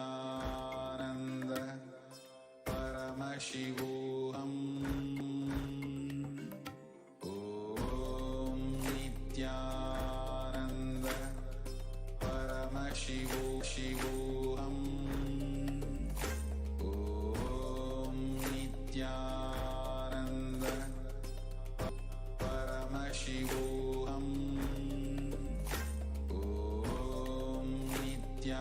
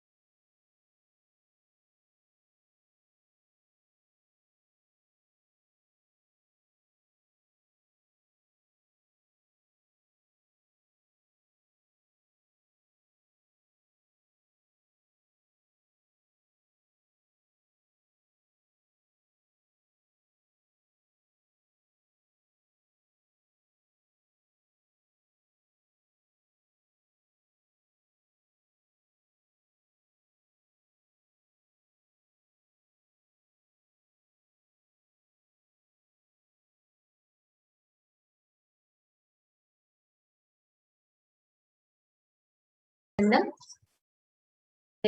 we welcome back all the viewers after a very beautiful and a powerful readings from Bhagavan Venkateshwara, manifesting through one of the initiated disciples of the Supreme Pontiff of Hinduism. Now, when we are going to have the darshan of Bhagavan Venkateshwara, a very important space to be in, a very, very, very important experience to be in is in the space of gratitude. Connecting to Bhagavan Venkateshwara in the space of gratitude enables us to receive the darshan in its complete fulfillment, in its complete fruition. It will enable you to have the complete fruition of receiving the darshan, the purpose of why you receive the darshan. You can have hundreds of temples around the globe where you receive Bhagavan Venkateshwara, Punya Kshetras such as Tirupati, Tirumala. Here, what is unique is the Archavatara, the deity, is manifesting the consciousness of formless, which manifests as Archavatara, is now manifesting as Nija Avatara, the Pratyaksha Avatara. It is out of the extreme compassion that an avatar enables all of us to avail the cosmic energies, the cosmic forms through his own body, just in his own Sharira, where he embodies that very cosmic energy, the energy of Venkateshwara, the energy of Lakshmi, Kali, Durga, the energy of Parashakti, Ganapati, Subramanya, Kala Bhairava, like this, each and every deity. Today, having the darshan of Bhagavan Venkateshwara is going to bestow and bless each and every one of us here with that immense space of bliss, fulfillment, gratitude, completion, and abundance. Now, in this segment, what we are going to do is a small preparation, a small way to prepare ourselves to receive the darshan of Bhagavan Venkateshwara.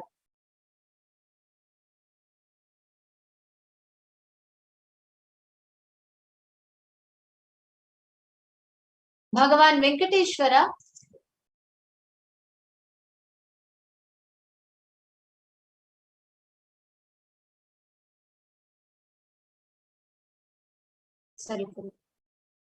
Bhagavan Venkateshwara is manifesting through the Nija Avatara, the embodied form, as a Supreme Pontiff of Hinduism. Now, the whole way to prepare ourselves, the space of gratitude, anytime, anything in your life, in order for you to receive something, in order for you to open up to receive the space of gratitude. See, the space of gratitude means receptivity, high intense space of receptivity. Now that space of gratitude happens when you give. You open up when you give, when you share with people. When Bhagavan Venkateshwara is manifesting in the Nija Avatara, the space of accessing Venkateshwara, the energy, the space, the completion, everything increases multifold. See, there's a very beautiful tradition in Tirumala, Tirupati temple called Niluvatopadi. Any devotee that goes to the temple, they will usually, see, when they go to the temple, they'll adorn themselves with all jewels, they will gracefully dress up themselves, they will go to Bhagavan Venkateshwara. When they see Bhagavan Venkateshwara, all that will seem so immaterial. They will just decide that, hey Prabhu, all that I have, let all mine, me, everything, I am offering it to you right now. Take away all my karmas. Niluvatopadi itself means where you offer, where Venkateshwara snatches away your karmas. See, when the devotees in Tirumala Tirupati temple, they'll remove all their jewels, everything, their money, gold, they'll open whatever is there in their purse, whatever they're wearing at that moment, whatever is there in their body, they will just remove and offer it in the hundial. Hundial means the traditional bank where they'll actually put it. So they'll just offer whatever they have at Bhagavan Venkateshwara's, just in the presence.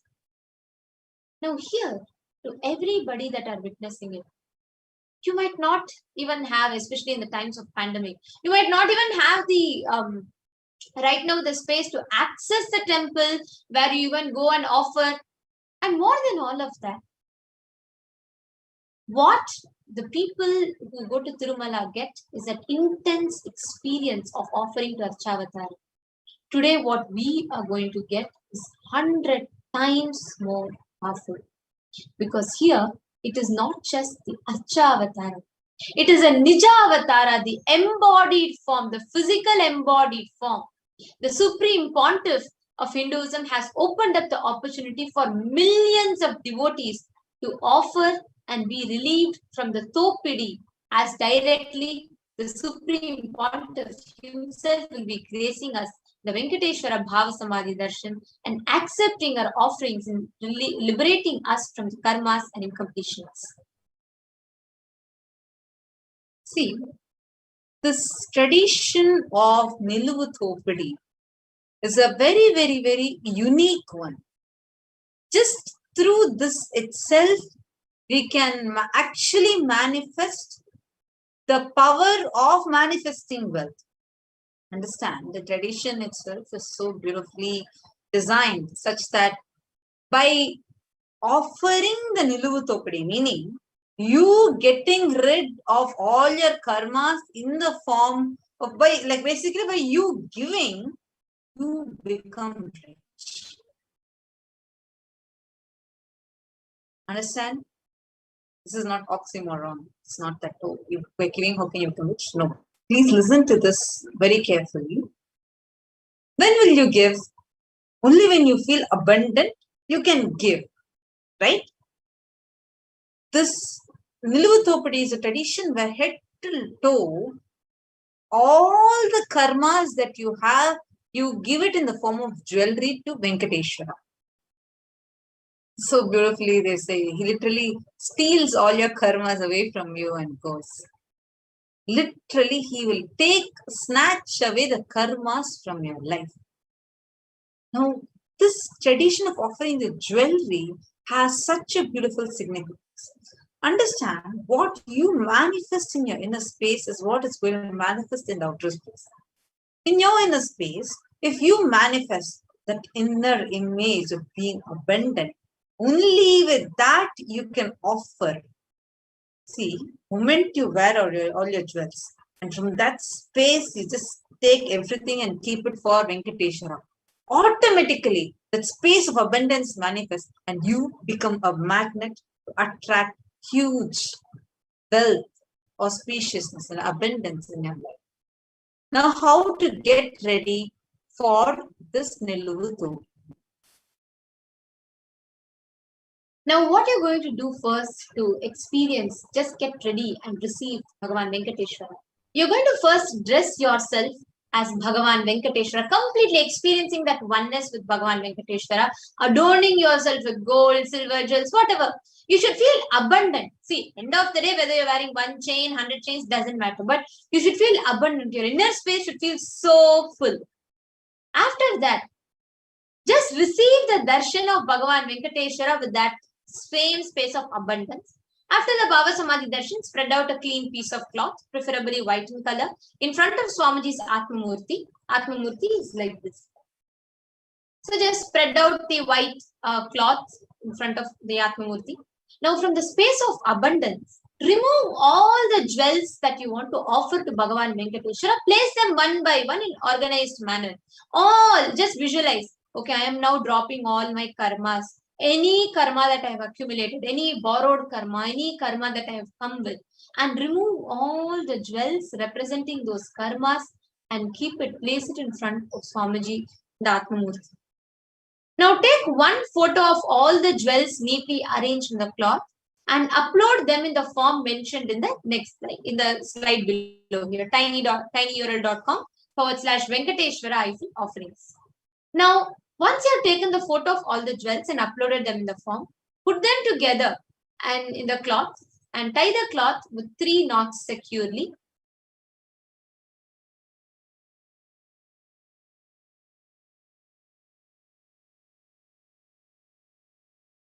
And once you tie with the cloth, once you put the 3 knots and keep them securely, understand now that has become the bundle in which you have offered all your karmas, right? So place a cloth with the jewels in your puja room and in a locker or safely where do not touch it. See, understand, these are all your karmas that you have offered. So immediately ship the offerings to the mentioned address. The address will be here. And the photograph of the Niluvu Thopadi offering with details of quantity, weight, item, material type, like gold, silver, gems, etc. The description. And then tie the Niluvu Thopadi offering in a cloth and place it in front of Swamiji's photo. As soon as the darshan is complete, courier it to the temple address below and note the courier slip details. Submit the details of item in the form tiny.cc/offerings-shipping-list. The address to courier will be projecting it for a minute or two. Please note down. The address to courier this is Nithyanandeshwara Hindu Temple, 14071, 14071, Peyton Drive, number 850, Chino Hills, California, 91709. I'd like to repeat the address. Nithyanandeshwara Hindu Temple, 14071, Peyton Drive, number 850, Chino Hills, California, 91709. If the offering is equivalent value in cash, please make the cash offering at gateway.nithyanandeshwarahindutemple.org/NHTLA/ Yes. You all can make the offering at gateway.nithyanandeshwarahindutemple.org/NHTLA.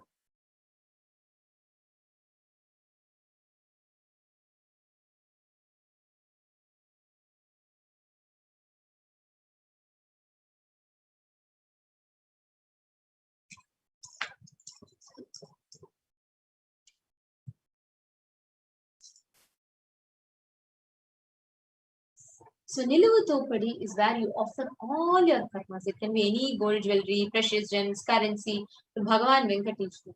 Offering the Niluvu Thopadi removes your karmas of lifetimes, as by dropping the various attachments, we surrender ourselves at the feet of Bhagavan Venkateshwara. The next offering is the offering of Sankalpa. This is a multi-currency offering. You can offer in your local currency as well. Now the Venkateshwara Namavali from the Padma Puranam says, Likhitva yastu bhadniyat kante nama sahasrakam satu sarvatra vishaye puja sarvatra bhutale tasya dvari sadaivaste siddhyastakamanutamam kasyapa pramukha sarve shrutva tu brahmano giram santosham paramam prapya swaswasthanam gatastatha. This verse is from the Venkateshwara Namavali from the Padma Puranam. Offering of Sankalpa is that you take a conscious resolution.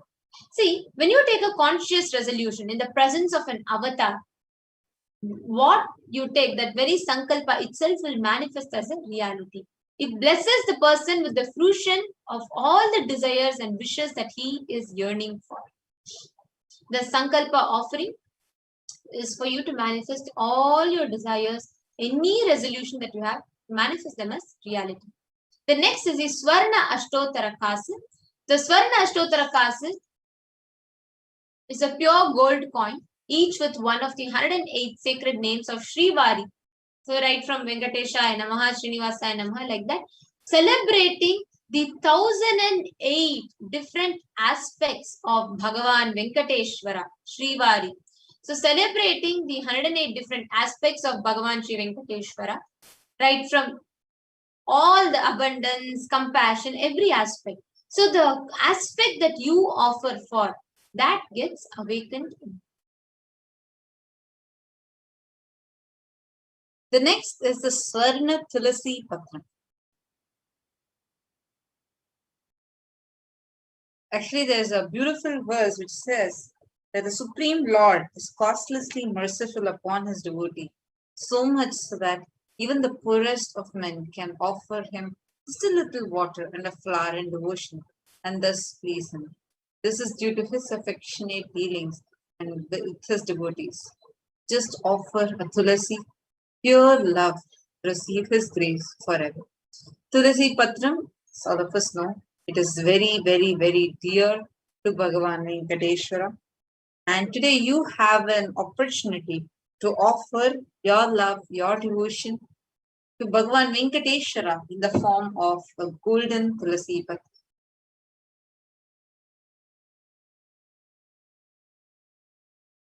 When you offer this Tulasi Padam, see like how for Paramashivoham we say Eka Bilvam Shivarpanam. Even like that same way for Venkateshwara, just one Tulasi Patram is enough. Just see what matters in the end is your devotion. When you feel connected to it, when you feel, yes, let me just offer this, go ahead and offer that to Bhagavan Venkateshwara. There are various offerings, so you can, whichever you connect with, that is the most important. The space of gratitude in you, when does it open up? Seeing which offering does that open up, choose that. The next is a Swarna Padma Pushpam. If one offers in the sacred chant, in the scriptures, it's revealed that if one offers to me with devotion a leaf, a flower, a fruit, or even water, I delightfully partake of that article offered with love by my devotee. So the Swarna Padma Pushpam is 600 USD and offer a gold flower to last eternally in oneness with the avatar. The next is Metti, the gold touring. Kinkini jalanadadyai katake kandikenyyaduhu padanguliya kanyurdhva chandradyaninyanusthadha. This is from the Lakshmi Narayana Samhita, the verse from the 4th chapter, the 23rd canto, the 49th verse. Offering of Metti. Metti means gold touring. Any obstacles that you have, any obstacles in relationship in your life, offer the Metti to Bhagavan Venkateshwara. Offering of Abharanams to Vishnu, the jingling anklets on the feet of Vishnu, the Abharana for ankles, tourings on his feet, bracelets on his arms, Abharana on his waist, offer the touring for Venkateshwara to receive the blessings for longevity and prosperous life. The next is offering of Pratyaksha Pada Puja.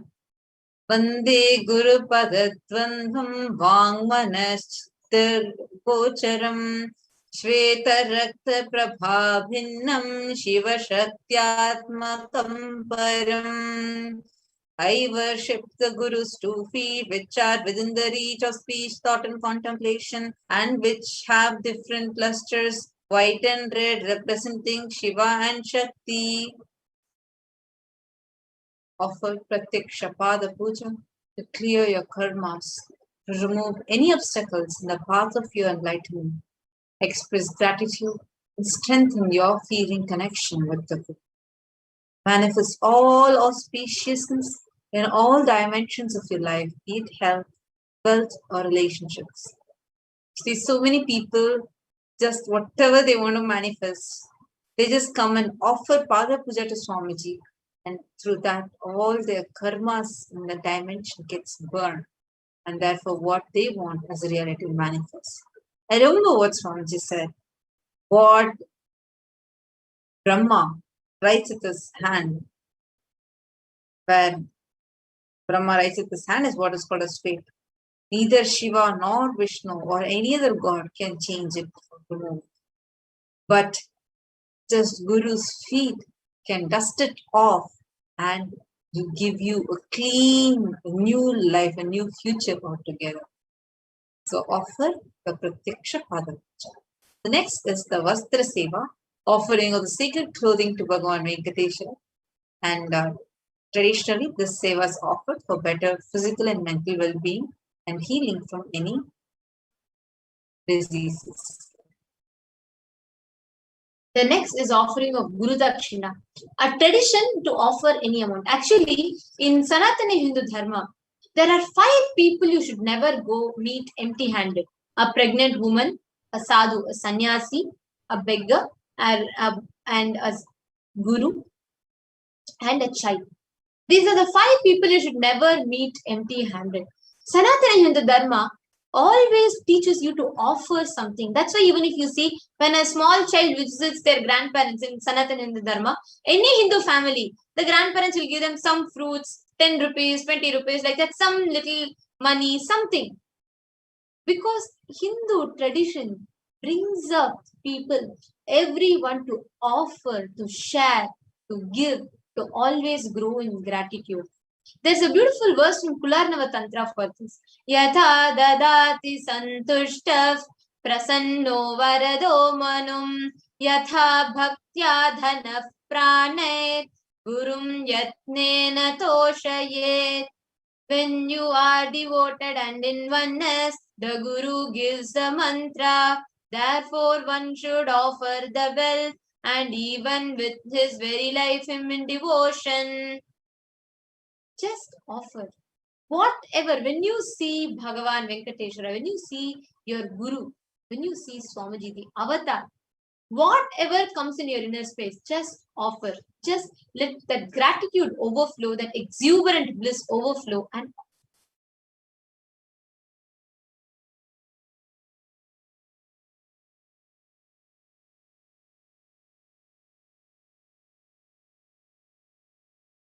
here we all can see the summary of all the sevas that we have.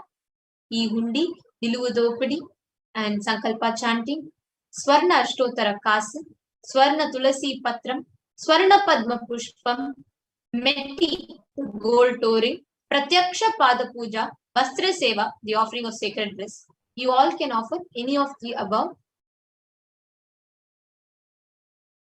And the link to offer is tiny.cc/Venkateshwara-offerings. So there are 3 forms here. So registration will be at Sankalpa form. You can so basically if you have the intention, but you need some guidance, some kind of an let's say you need more clarity or you need some understanding, you need help in manifesting it. So please go ahead and fill the form tiny.cc/Bhavasamadhi. And if you want to offer, you are ready to make the payment right now, you can go to tiny.cc/BST Sevas-first May. The payment details and link for the $1 and multi-currency is tiny.cc/Sankalpa 2021. Now, with this, let us all get ready to receive the darshan of Bhagavan Venkateshwara. Let us now understand what Bhavasamadhi darshan means. And meanwhile, we request everyone to take a minute or two to note down these links. These are case sensitive, so please take a minute or two to note down these links. We'll be right back with you to enter into the Bhavasamadhi darshan.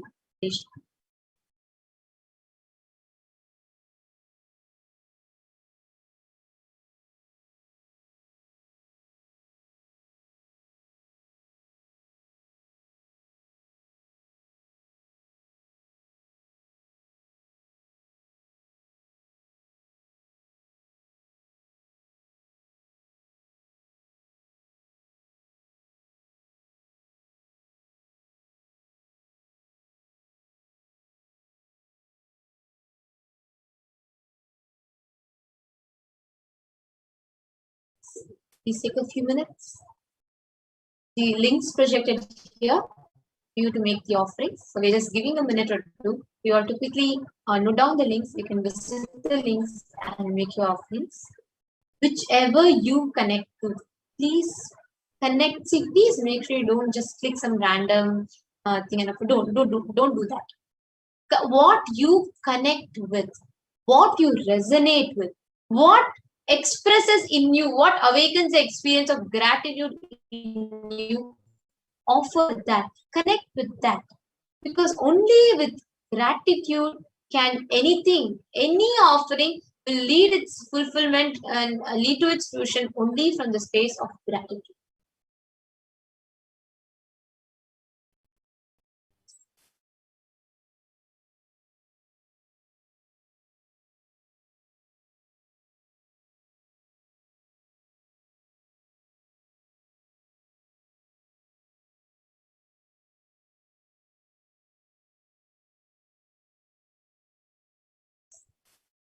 It is now enter Bhavasamadhi Darshan. We request everybody to relax from all your restlessness and settle down. From now, we'll be preparing to receive the darshan of Bhagavan Venkateshwara. So we request each and every one of you to participate in this preparatory process.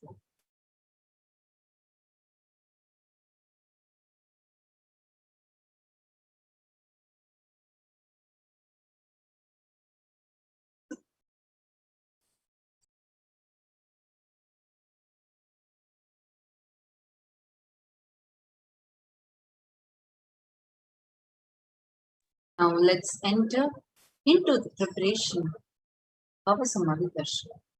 During Bhavasamadhi Darshan, our neurons mirror that of the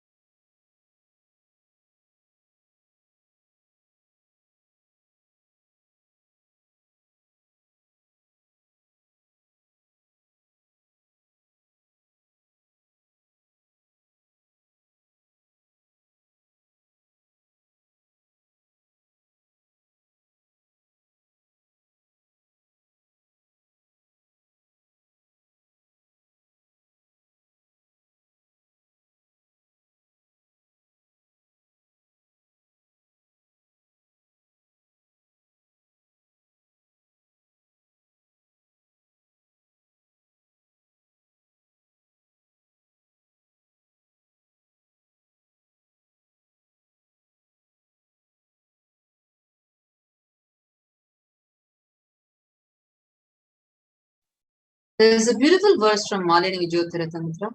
Kathana Shakti Patadva Yadva Padavalokanat Prasadat Swaguru Samyak Prapyate Paramam Padam. By the enlightening teachings of the Guru Kathana, by the Shakti Pada, the graceful transmission of the spiritual powers, by looking at the sacred feet of the Guru, or by the complete loving favor of the Guru Prasada, the ultimate goal and space, the Paramam Padam, is attained. See, Bhava is defined as directing and activating the emotional and spiritual energy that is created through meditation on the other. This event of Bhavasamadhi Darshan is not that which happens in space and time. Rather, Darshan happens the moment when we are lifted out of space and time. During the Bhavasamadhi Darshan, our neurons mirror of the other. The brain neurons mirror, activate, and process all the observed movements and information of the avatar just by the act of seeing, without any physical act of meditation. That is, our entire body silently and without any movement recreates what is happening, distance is far away,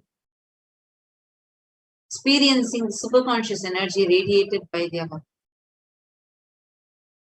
The science of Bhavasamadhi Darshan knows no distance, a phenomenon that modern science is discovering and terming as quantum tunneling. During this quantum tunneling, our thought per second rate drastically reduces and we relax into the space beyond thoughts, becoming mentally at ease and coexist in dimensions beyond dwelling, where we and the divine will be one and conditioned by the parameters of time and space. Let's enter into the science of Bhavasamadhi Darshan. It's a beautiful incident where once Krishna saw his own extraordinary sweetness reflected in a jeweled wall. He was amazed and said, "How unprecedented, astonishing is this deep and indescribable sweetness of me. Alas, when I see it, when I become greedy to enjoy its sweetness, just like Radha." When I see my own sweetness in the mirror, I become eager with Easter, but I can't. After due consideration, I find that the only way to relish this sweetness is through the constitution of Sri Radhika. This is a beautiful verse. This is from the Chaitanya Charitamrita, the 4th chapter. Aparikalita purvau kasa chamatkara kari spurati mama gariyane samadhurya purau ayamahamapi hanta prekya salya yam lubdha chetau sarabhasam.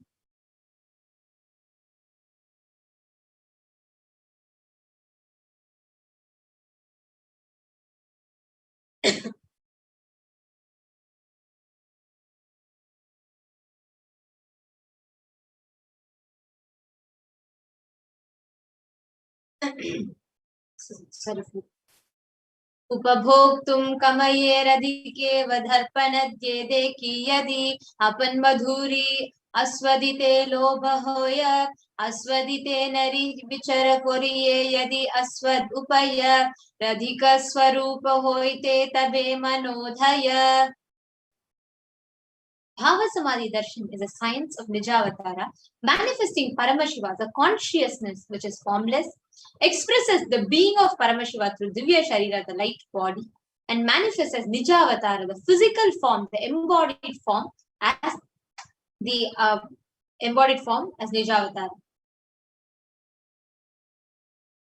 Now, there are many examples of how this process happens.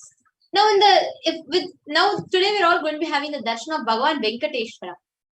See, in today's darshan, we are going to be seeing how Bhagavan Parandama expresses the being of Mahavishnu and manifests as Nijavatara, the physical form of Bhagavan Venkateshwara. See, the science, even when you go to temple, when you see the deity, the Archavatara, the deity actually reflects the consciousness and manifestation, the being of superconscious energy. But the human beings are not mature enough to receive the higher level experiences directly from the Archavatar. So out of the extreme compassion, the avatar himself, the physical embodied form, avatar himself comes down to bridge the gap and create experience of the superconscious energy in all of us.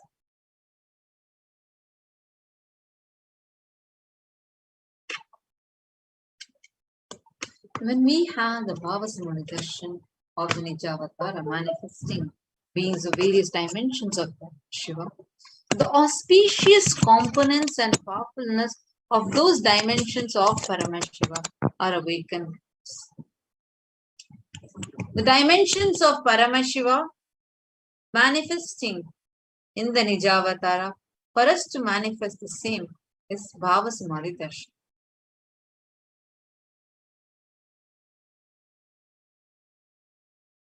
The Bhavasamadhi Darshan is a direct experience of costless bliss.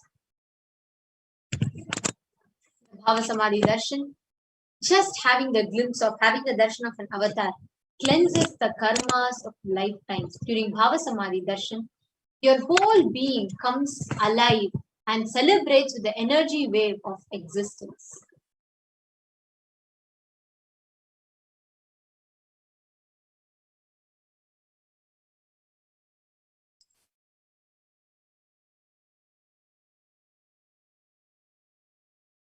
Our very muscles learn to imbibe and radiate Paramashiva. Bhavasamadhi Darshan is like a window to the infinite expanse of consciousness, allowing us to glimpse the formless in a way that we can understand. Understand? When you're seeing the darshan, when you're having the darshan, just that one glimpse cleanses the karmas of lifetimes. Your being, your muscle memory literally imbibes Paramashiva. All the powerful components, powerful cognitions related to that dimension of Paramashiva. Even without much effort from our side, our very biomemory awakens the space of Paramashiva, the ultimate consciousness during Bhavasamadhi Darshan. To have a glimpse of the avatar, darshan of the avatar, cleanses karmas of lifetimes and creates a deep lasting transformation in us. And what is the best space to receive this darshan? Gratitude. because gratitude enables the reflection of consciousness on all levels.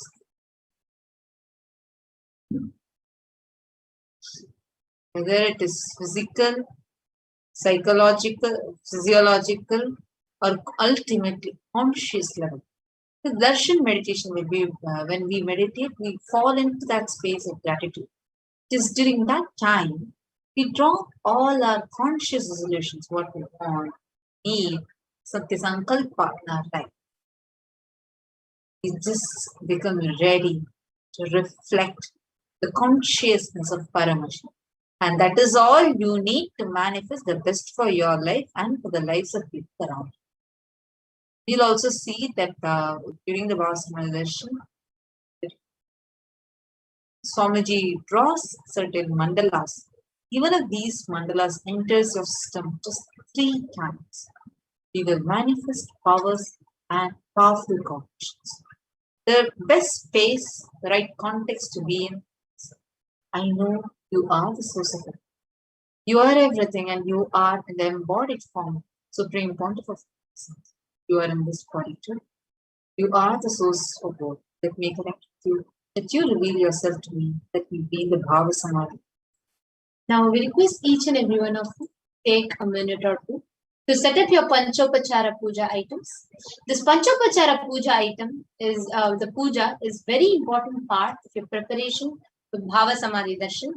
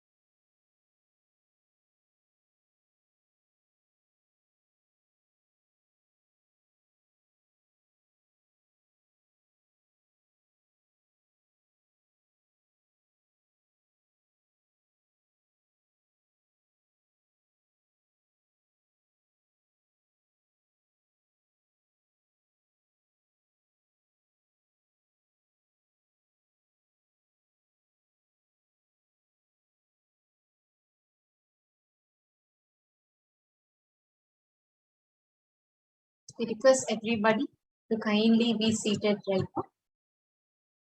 Please understand, once you set up your Panchopachara Puja items, which are sandalwood paste, some flowers, water, offering of some food, and incense sticks and lit lamp, please settle down. We will be entering into the Paramashiva Dhyana mantra.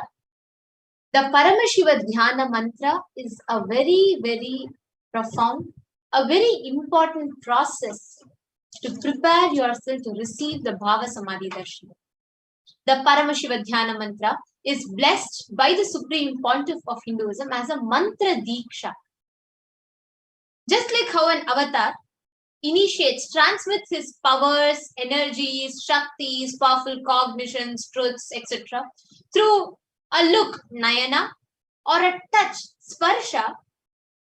Similarly, an avatar births himself as mantras, as chants, sacred chants, which carries, which encompasses all of the initiations, all of the powerful cognitions, powers, truths, everything. So what happens is when a person listens to these mantras, just by listening, their inner space gets mapped into all the benefits, all the purpose of why this mantra is being chanted for. Actually, to each and every one of you that are watching us right now, you might be just back from your office, you might be just entering into your day, wherever you are, whatever you are doing, just relax for the next 1 hour, 1 hour 30 minutes. Just be seated, avoid all distractions. To receive darshan in the best possible manner, you just need to prepare yourself with Paramashiva Dhyana mantra. For all of your ease and comfort, we will also be chanting the meaning for each and every verse that we will be chanting. So we'll also be chanting the meaning of the Paramashiva Dhyana mantra. So you can listen, you can cognize, you can understand, and you can assimilate the truths, the profound benefits that your being is relishing just by listening to the mantra. The Paramashiva Dhyana mantra is blessed by the Supreme Pontiff of Hinduism, that anybody who listens to this mantra, anybody to whom this mantra is being chanted for, from the space of oneness and deep restful state of awareness, they garner all the benefits, boons, best life, abundance, wealth, prosperity, health, and auspiciousness, and complete fulfilling relationships, and the best possible life, a blissful, peaceful life manifests for them. Today, with the grace and blessings of the Supreme Pontiff of Hinduism, Jagadguru Mahasannidhanam, His Divine Holiness, Bhagavan Nithyananda Paramashivam, Kailasa's Department of Human Services and Kailasa's Department of Religion and Worship is offering this Paramashiva Dhyana Mantra prayer service on behalf of each and every one of you to Bhagavan Sri Venkateshwara, manifesting in the Nija Avatara, in the embodied form, the physical form of the Supreme Pontiff of Hinduism,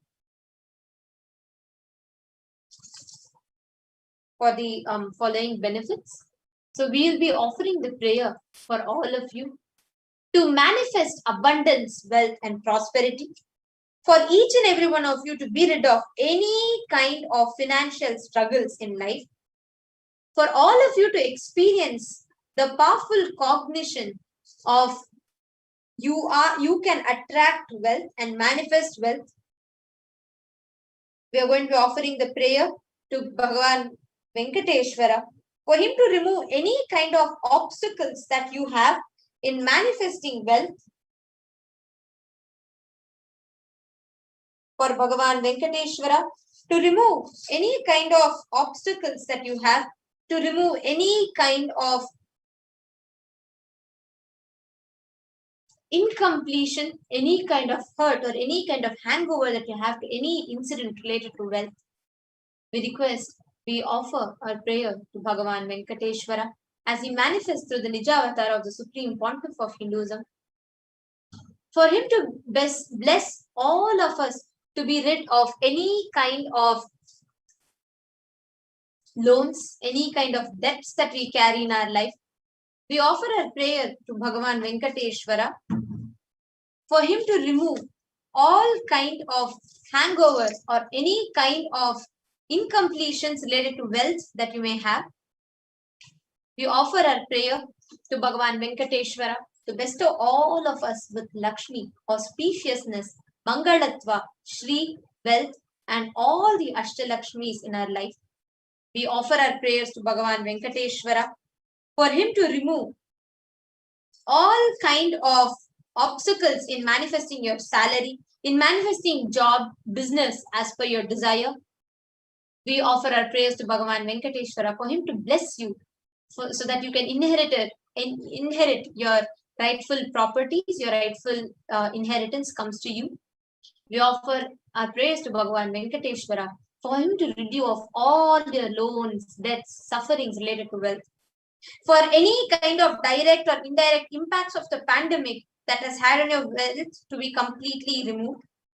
For all the countries, all the population that are affected due to the calamities, the economic loss that the countries have faced to be completely reversed, for the wealth to manifest, flow, and heal all the lives. For abundance, prosperity to always manifest in your life. We offer our prayers to Bhagavan Venkateshwara so that he can manifest in your life always in the form of the Nija Avatara as the Supreme Pontiff of Hinduism and bestow his grace and blessings upon you. Let us now enter into the Paramashiva Dhyana Mantra. Om Nithyananda Paramashivoham. Om Nithyananda Paramashivoham. Om Nithyananda Paramashivoham. ॐ नित्यानन्दं परमसुखदं केवलं ज्ञानमूर्तिं द्वन्द्वातीतं गगनसदृशं तत्त्वमस्याधिलक्ष्यम् एकं नित्यं विमलमचलं सर्वधी साक्षिभूतम् भावातीतं त्रिगुणरहितं सद्गुरुं तं Namami. I surrender to that Sadguru who is eternal bliss, the bestower of supreme happiness, the one whose embodiment of wisdom, who is beyond duality, who is omnipresent, to whom the supreme goal is giving the enlightenment experience, who is the silent spectator of all thought processes, who is eternal, pure and unshakable, who is beyond emotions, who is without the three qualities called Sattva, Rajas and Tamas. When you make a conscious resolution in the presence of the avatar, the power of the Sankalpa itself will deliver the experience and manifest your reality. Let us now enter into the Dhyana Sankalpa mantra, and Oh. we'll also be chanting the meaning of each and every verse, every line. So we request each and every one of you to sit straight in this deep restful state of awareness. Please listen to the meanings and internalize. So you experience, you assimilate all the benefits, and you enjoy as you're being religious the benefits of the mantras. Om Amupata Samasta Duritakshaya Dwara Bhagavat Shri Nithyananda Paramashiva Prityartham.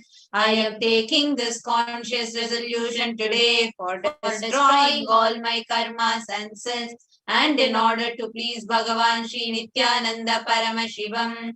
Asya Devadevasya Mahadevasya Akhilanda Koti Brahmanda Nayakasya, who is the God of all gods, who is the greatest of gods, Lord of universes and multiverses, who is the Lord of the cosmos, Sakala Jagat Srishti Sthiti Samhara Tiro Bhava Anugrahakya Panchakritya Parayanasya, the one who does the cosmic actions of creation, sustenance, rejuvenation, pulling out of delusion and liberation. Adi Madhyantarahitasya Aprameya Parakramasya Tattvartha Gocharasya, the one who is the beginning, middle and end, the one who is immeasurable, Akara Ukara Makaratmaka Pranavatmakasya Vrishabharudhasya Mahadevasya Kamikadivatulanta Mahatantrakhya Shaivagamaswarupasya Sakala Nigamaagamaswarupasya Shuddhadvaita Shaiva Swarupasya Nityananda Padastasya Nityananda Swarupasya Shuddha Satchidananda Vigrahasya Rupa Rupatitasya Sakala Nishkala Swarupasya Nitya Niranjana Niramaya Nirvikara Akhandadi Visheshanasya Shri Nityanandeshwari Parashakti Sameta Shri Nityanandeshwara Paramashivasya Shri Nityanandeshwari Parashakti Sameta Shri Nityanandeshwara Paramashiva Avatara Bhutasya Sarvadeva Devi Swarupasya Bhagavataha Shri Nityananda Paramashivasya Chatrityartham Shobhe Shobhane Muhurte Adya Brahmanaha Dvitiya Pararde Shri Shvetavaraha Kalpe Vaivasvatamanvantare Ashtavimshati Tame Nitya Yuge Prathame Pade Jambudvipe Bharata Varshe Bharata Khande Meroho Dakshine Parshve Shakabde Asmin Vartamane Vyavaharike Prabhavadinam Shashtyaha Samvatsaranam Madhye Shubhanama Samvatsare Shubhayane Shubharito Shubhamase Shubhapakshe Shubhatito Shubhavasara Yuktayam Shubhanakshatra Shubhayoga Shubhakarana Evam Guna Viseshena Vishishtayam Asyam Shubhadito. During this auspicious time, during the second half of the lifetime of Lord Brahma, during the Kalpa called Shvetavaraha, during the regime of Vaivasvata Manu, during the first quarter of the Yuga called Nitya Yuga, in the island called Jambu, in the continent called Bharatavarsha, in the Indian subcontinent called Bharata Khanda, in the southern side of the Mount Meru, in the Shaka era, during the auspicious year, which is one of the set of 60 years which is in practice, of which Prabhava is the first year, in the auspicious Ayana, in the auspicious season, in the auspicious month, in the auspicious Paksha, on the auspicious Tithi, on the auspicious day, during the auspicious Nakshatra, auspicious Yoga and auspicious Karana, during such an auspicious moment, Adi Kailase Kalpavrikshasyadha Nithyananda Smrita Smritana Muktidayake Mahakshetre. Now we request all the participants, whether you're offering this for yourself or for someone else, if you are offering this for a male, kindly chant the male names now. Namadheyasya. We now request all the participants, whether you're offering for yourself or you're offering for someone else. If you're offering for a female, it's you or even for someone else, please chant the names of all the female participants now.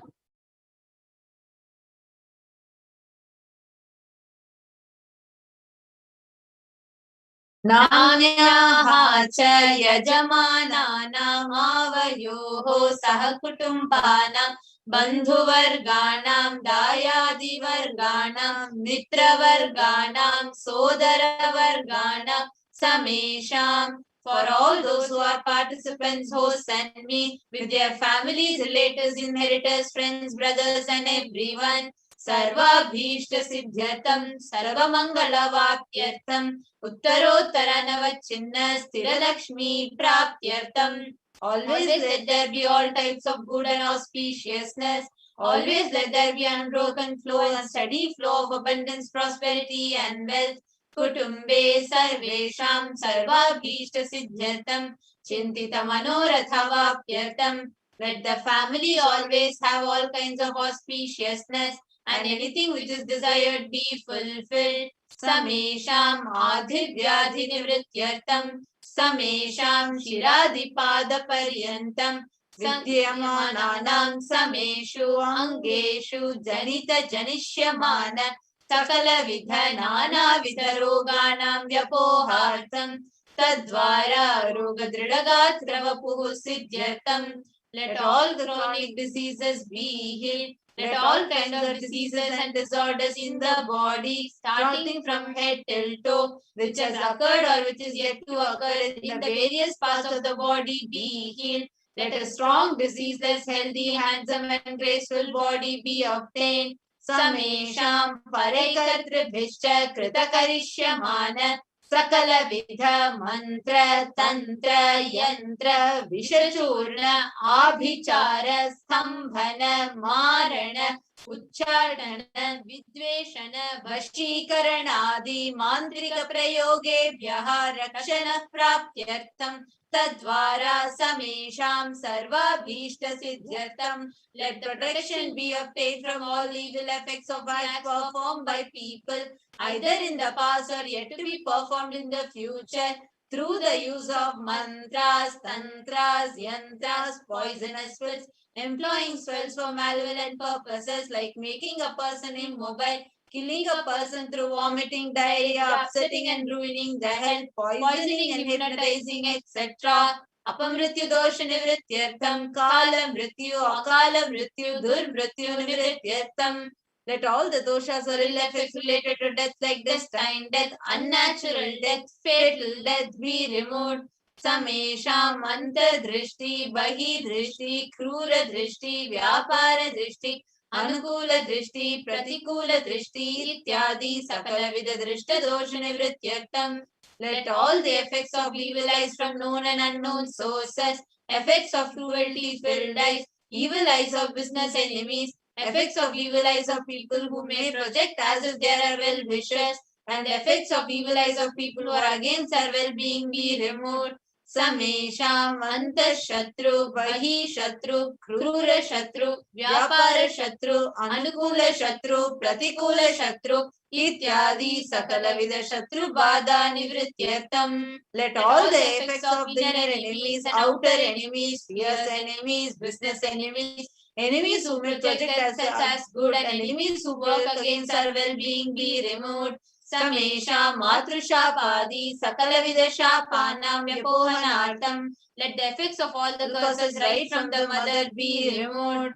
Anadi avidya vasanaya pravartamane asmin mahati samsara chakre vichitrabhihi karmagatibihi vichitrasu yonisho punah punaha anekadha janitva. From time immemorial, due to ignorance, we get caught in the vast cycle of birth and death. Due to the effects of our action, we take birth again and again in various bodies, which is quite strange.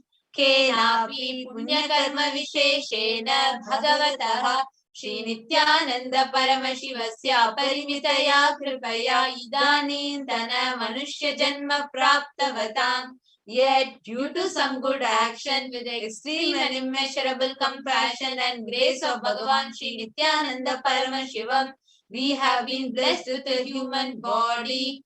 Samesha miha janmani purva janmani janma janmantareshu sarvaihi kritanam shiva ninda devi ninda guru ninda dosha vyapohartam shiva paradha devya paradha durva paradha dosha vyapohartam. Any kinds of abuse we may have done to Paramashiva, Parashakti and Guru in the present birth, past birth or any of the births be removed. Any kind of crimes or offences committed against Paramashiva, Parashakti and Guru be removed. Brahma Hatya Surapana Swarnasteya Gurutalpa Gamana Tatsansargakya Panchamahapatakadi Samasta Papa Vyatiriktartam. Let the 5 great sins, the killing a Brahmin, drinking prohibited alcohol, stealing gold, having illicit relationship with Guru's wife, one's own mother, elder sister and other such motherly figures, and associating with those people who have committed one or the other mentioned sins be removed.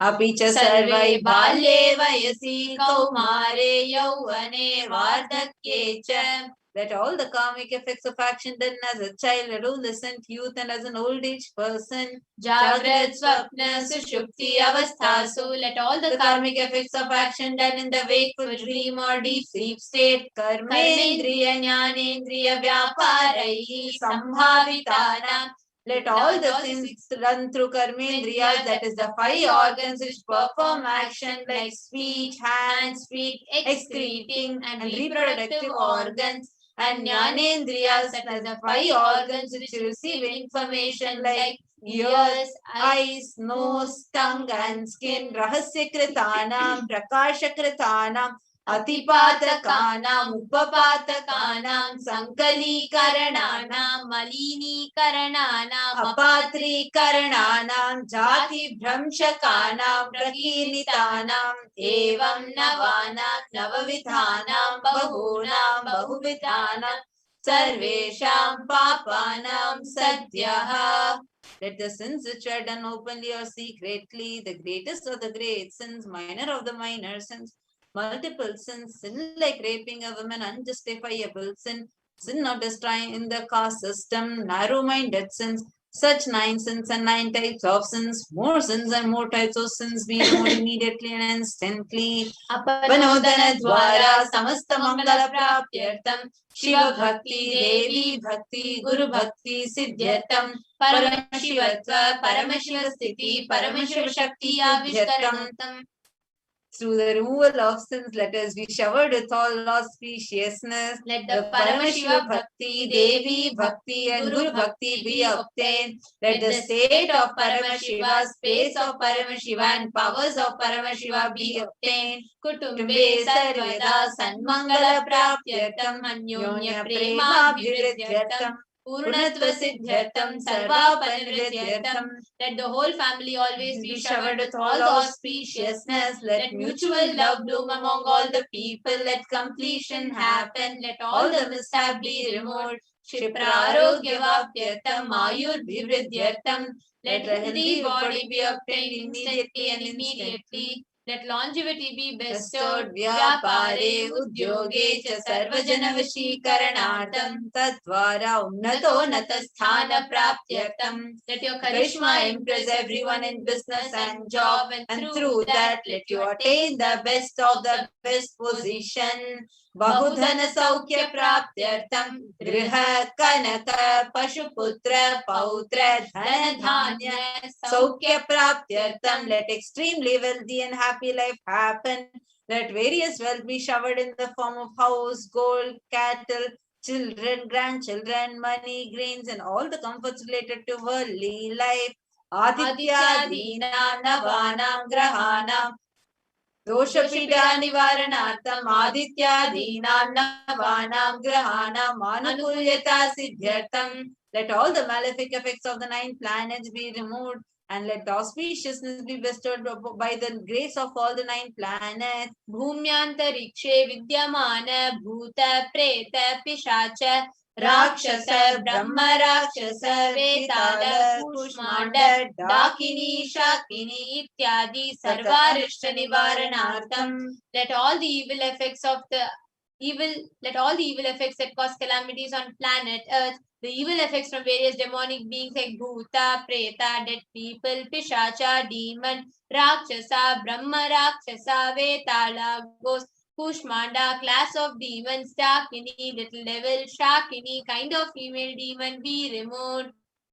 Manovyakulata Nivaranartham, let the mental confusion and worry be removed. Prarabdhe Karmani, Karishyamane Karmani, Adi Daivika, Adi Bhautika, Adhyatmika Vigra Nivaranartham. Let all the obstacles be removed with regard to actions done or going to be done relating to God, world, and spirituality.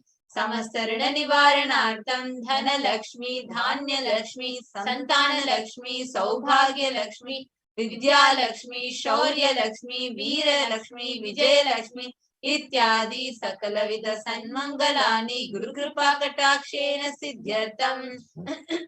Let all the loans be removed.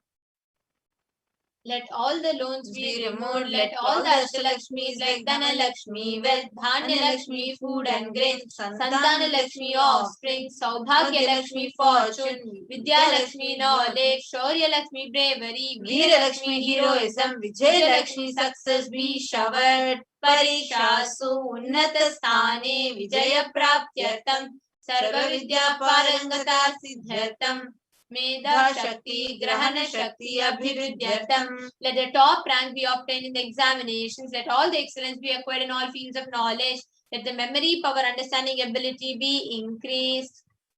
Ityadi Sakalavida Sanmangalani Guru Kripa Katakshena Siddhyartam. Let by the grace of the Guru, let all the above auspiciousness be showered upon. Sri Kailaso Natattvadashanta Shyamala Pitharudha. The one who has ascended the Madhurayadinam Shyamala Peetam, the Peetam established by Devi Meenakshi, the incarnation of Shyamala Devi, which is the supreme place of Kailasa, where Paramashiva resides and rules the whole cosmos and Kailasa. Shri Meenakshi Sundareshwara Bhinna Swarupa Parashiva Putra Ratna Kumara. The one who is no different from the Meenakshi and Sundareshwara, the most beloved son of Paramashiva, the young boy. Gurumanya Tulyavatara Shri Parvati Stanyapana Labdha Divya Jnana Vishruta Sakala Nigama Gamasara Bhuta Dravida Veda Pravaktre. The young boy who is a gem among the Guru and unequal avatar, the one who received enlightenment by drinking the breast milk of Devi Parvati, the author of the famous Dravida Vedam, which is the essence of all the Vedas and Agamas. Srimad Paramashiva Karuna Samadhikata Muktamaya Chitra Shrayana Giyamana Chatra Chamara Shri Chinhakaladi Samasta Birada Valyalankrita Jnana Vijnana Chakravarti, the one adorned by the quadrangular palanquin made of pearl, received by the grace of Paramashiva, adorned by the musical instruments such as umbrella, chamaram, sacred symbol of worship, etc., adorned by the hymns of praises, the one who has won the whole world by his enlightenment and the science of enlightenment and has been accepted by all kings as the supreme ruler. सर्वजन संग सद्यो निर्वाण दीक्षा व्यापवर्ग वर्ष विश्रान Jimuta परमत कलभ Kesari. The showerer of the Videha Mukti and immutable state of enlightenment immediately by Nirvana Diksha to all people. The one who creates this protective leader, the roaring lion and trumpeting young elephant for other religions. Shaiva Siddhanta Sthapanacharya Shri Rajadhiraja Pandya Maharaja Guru Kshapana Shakyadi Mahandhakara Nivarana Jnana Bhano Vikshana Narha Dvajochedana Purvaka Srimad Vrishabhadvajastapaka Shaiva Samaya Kartre. The Acharya who established Shaiva Siddhanta, the Rajaguru of the Pandya king, who is the supreme king of all kings, the Guru who is also the Pandya king, the supreme kings of all kings, the enlightening suns that remove the utter darkness of delusion, the one who installed the Rishabha flag, the creator and reviver of Shaivism, Sarvajna Pitha Rudha Shri Jagat Guru Shri Jnana Sambandha Deshika Swami Vagisha Sundaramanikya Vachaka Swami Nam Avatara Bhuta Shri Jnana Sambandha Swami Punarudrita Shamala Pita Sarvajna Pita Trinavatyuta Drishatatama Guru Mahasannidhana. The one who is the ruler of Sarvajna Pita, the seat of omniscience, O the avatar of such with above mentioned attributes, the Guru of the whole world, Shri Jnana Sambandha Deshika Swami, Appar Sundara and Manikya Vachaka Swami, O the ruler of the kingdom of enlightenment, the Shamala Pita Sarvajna Pitam, revived by Jnana Sambandha Swami, O the one who is ascended to the seat of omniscience, the 293rd Guru Mahasannidhana, Arunagiri Yogeshwara Paramparagata, Arunachala Sarvajna Pita Guru Mahasannidhana, the one who has ascended the seat of Arunachala Sarvajna Pita in the lineage of Arunagiri Yogeshwara, Kailasa Paramparagata, Kanchi Kailasa Sarvajna Pita, Trayastrimshaduttara Trishatamatamu Guru Mahasannidhana, the one who was ascended at the seat of Kanchi Kailasa Sarvajna Pita, the 233rd Pontiff Guru Mahasannidhanam in the lineage of Kailasa. Nityotsava Nityamangala Nitya Kalyana Nityarita Kailasa Paramparagata Kanchi Kailasa Sarvajna Adi Kailasa Nithyananda Pita Mahasamastana Mahasimhasana Pita Kartre. The creator of the Nithyananda Pita Mahasamastana Mahasimhasana Pita, which is eternally celebrating auspicious festival and having the attractive energy of enriching.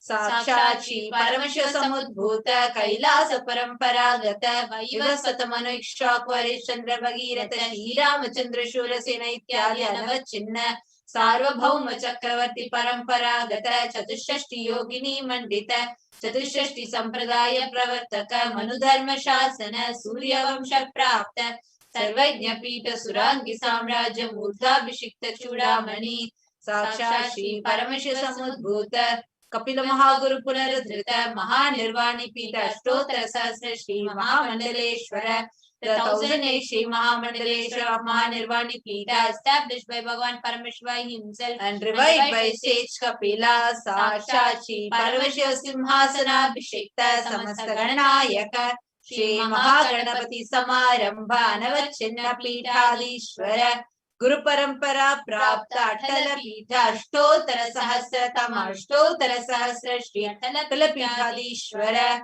the 1008 Shri Atala Pitadishwara of Atala Pita, which has an unbroken lineage of pontiffs starting from Bhagavan Mahaganapati, who is the leader of the Ganas, who was coronated by Bhagavan Paramashivoham himself.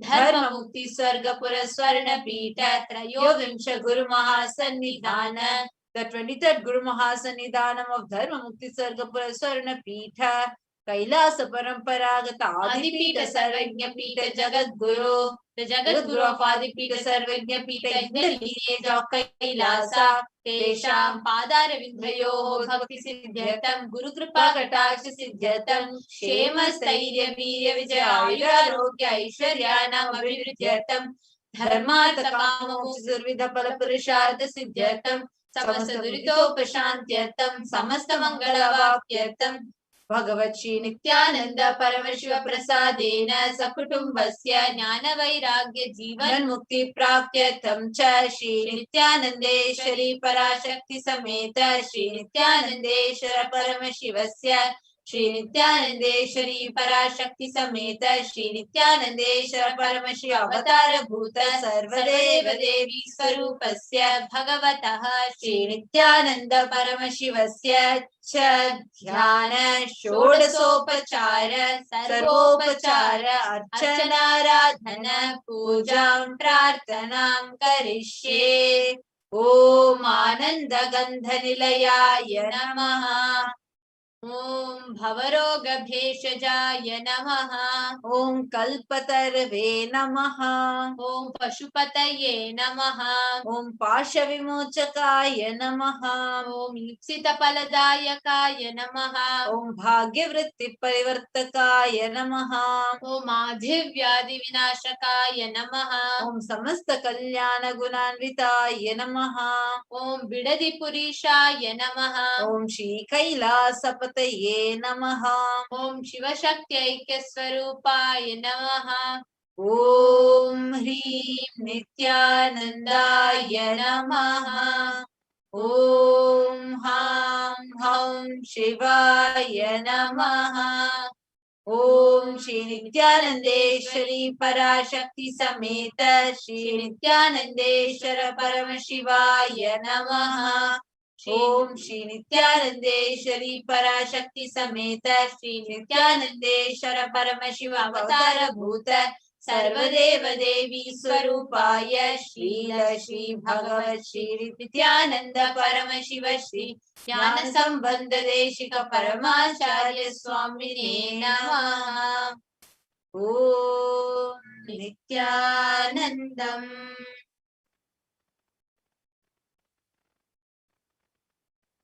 It is now get ready to receive the darshan of Bhagavan Venkateshwara, meditating upon the form of Bhagavan Venkateshwara. It is now listen to the sacred chant on Bhagavan Venkateshwara called the Mangala Shasanam, which just enables us to meditate upon the form of Bhagavan Venkateshwara.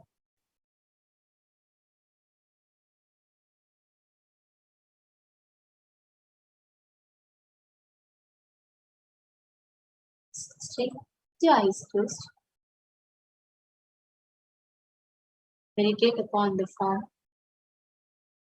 Venkateshwara as you now listen to the Venkateshwara Kalashasana.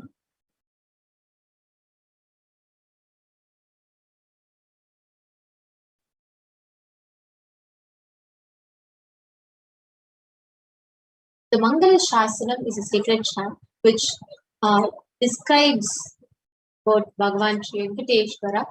It's a very powerful and a very sacred chant to connect with Bhagavan Venkateshwara. Just now that we listened to the beautiful chant of Paramashivoham mantra, let us listen to the whole Venkateshwara Mangala Shasanam along with me. Shriyakantaya Kalyana Nidhaye Nidhayetina Shri Venkata Nivasaya Srinivasaya Mangalam. May all auspiciousness shower on Srinivasa of Venkatagiri. He is the Lord of Lakshmi and is a rich mine of all auspiciousness. He is the immeasurable wealth for all those who seek him. He has chosen the Venkatam hills for his eternal residence. Lakshmi Savibhrama Loka Subhru Vibhrama Chakshushe Chakshushe Sarva Lokanam Venkateshaya Mangalam. May all auspiciousness shower on Sri Venkatesa, the eye of all the universes. Over the eyes are his beautiful eyebrows, and over them is his endearing forehead region.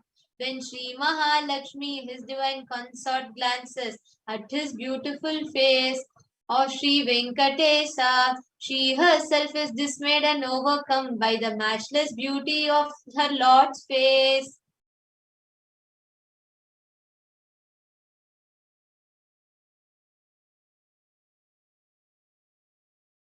Shri Venkatadri Shringar Mangalaha Bharangharanghraye Mangalanam Nivasya Venkateshaya Mangalam. The divine feet of Sri Venkatesha adorn the peak of Tiruvenkatam hills. These feet empower the Tirupati hills to become a source of all blessings. This becomes the source of all blessings to the devotees of Srinivasa. Let the world's supreme auspiciousness come the way of Sri Venkatesha. The same space. That immense gratitude. This is seeking. Let us get ready to be showered with auspiciousness, abundance, prosperity by Bhagavan Venkateswara. Sit with your head, neck, and spine in a straight line. Please relax from any kind of restlessness. Have your eyes closed. Start chanting the Mahavakya. Om Nithyananda Paramashivoham. Om Nithyananda Paramashivoham. Have your eyes closed. Take long and deep breath.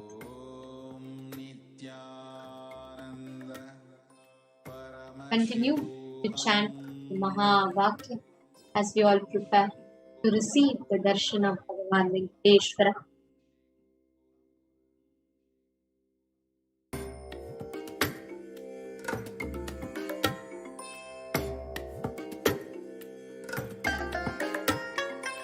I bless you all. Let you all open all your three eyes and manifest the powers of Mahasadashiva. Om Nithyananda Paramashivoham. Om Nithyananda Paramashivoham. Om Nithyananda Paramashivoham.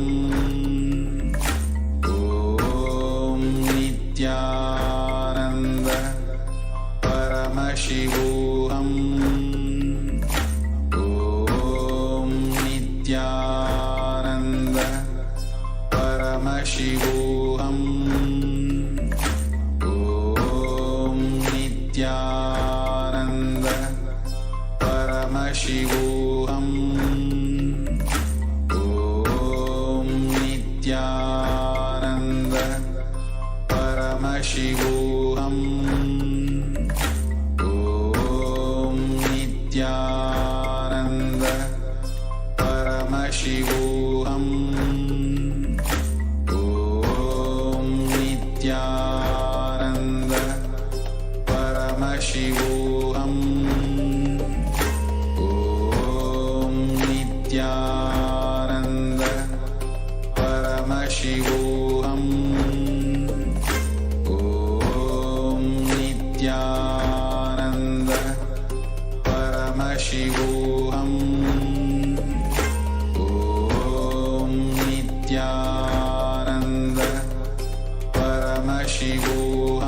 Paramashivoham.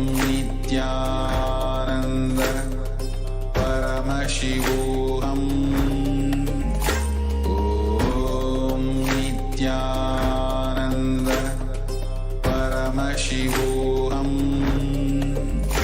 Om Nithyananda Paramashivoham. Om Nithyananda Paramashivoham. Slowly relax. Om Nithyananda. Let us all enter into the Panchopachara Puja. Please sit with your Panchopachara Puja. Now please take some sandalwood paste in your hands and offer it to Bhagavan Venkateshwara along with the mantra. ॐ गन्धद्वारान्तुरादशां नित्यपुष्ठाङ्करीषिणीम् ईश्वरीगुं सर्वभूतानां तामिहोपह्वये श्रियम् गन्धान् धारयामि. Now please take some flowers smeared with sandalwood paste in your hands and offer the flowers to Bhagavan Venkateshwara along with the mantra.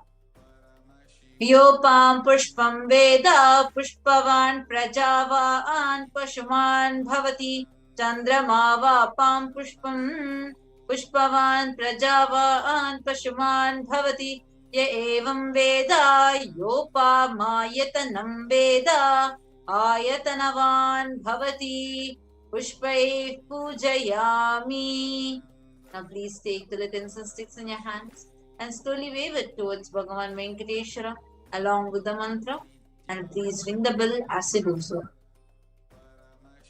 Om dhurasi dhurvadhurvantam dhurvatayyo osman dhurvaditam dhurvayam vayam dhurvamastam devanamasi sasnitamam papritamam jushtatamam vannitamam devahutamam amritamasir avirdanam trigummasvamatva mitrasya tva chakshusha prekshe mabhirma samvikta madvahigum sisham dhupamagrapayami. Take the little lamp in your hands and slowly wave it towards Bhagavan Venkateshwara along with the mantra, and please ring the bell as you do so. Om Uddipya Sujata Vedopagniniritham Mama Pashugascha Mahyamavaha Jivanam Chadisho Disha Mano Higum Sijata Vedo Gamashvam Purusham Jagat Abhibradagnaga Shriyama Paripataya Deepam Darshayami. Now please take a little of water and hover it clockwise over the Naivedyam and offer the water to Bhagavan Venkateshwara along with the mantra, and please ring the bell as you do so. Om Madhuvatarata Yate Madhuksharanti Sindhavaha Madviina Santhoshadhihi Madhunaktamutoshasi Madhumakparti Magum Rajaha Madhudyarastuna Pita Madhumanno Vanaspatir Madhumagumastu Suryaha Madhirgavo Bhavantu Naha Madhu Madhu Madhu Naivedya Nivedayami. Now please take the arati in your hands and slowly wave it towards Bhagavan Venkateshwara along with the mantra. Please ring the bell as you do so. Om Rajati Rajaya Prasanya Sahine Namo Vayam Vaishavanaya Kurmahe Same Kamang Kamakama Mahyam Kameshwaro Vaishavano Dadatu Kubheraya Vaishavanaya Maharajaya Namaha Karpura Gauram Karunavataram Samsarasaram Bhujagendraharam Sada Vasantam Hridayaravinде Bhavam Bhavani Sahitam Namami Bhavam Bhavani Sahitam Namami Bhavam Bhavani Sahitam Namami Karpura Niranjanam Darshayami.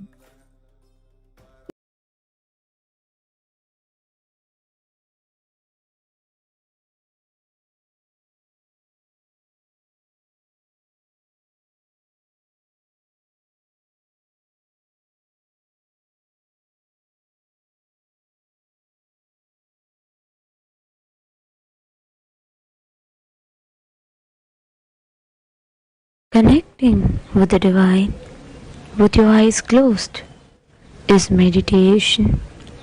Connecting with the divine with your eyes open is darshan. Come, let us all now move from meditation to darshan. Slowly, very slowly, please open your eyes.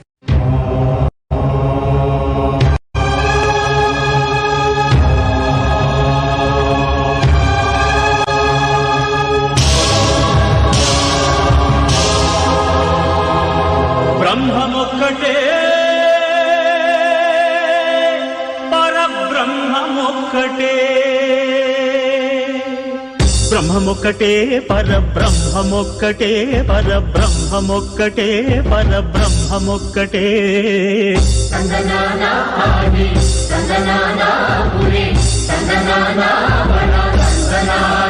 పరబ్రహ్మమొక్కటే పరబ్రహ్మమొక్కటే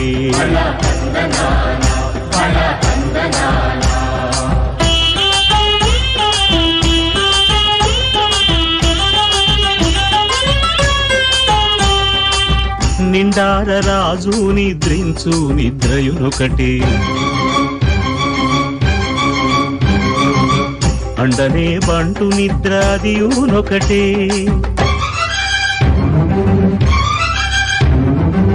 మెండైన బ్రాహ్మణుడు మెట్టు భూమి ఒకటే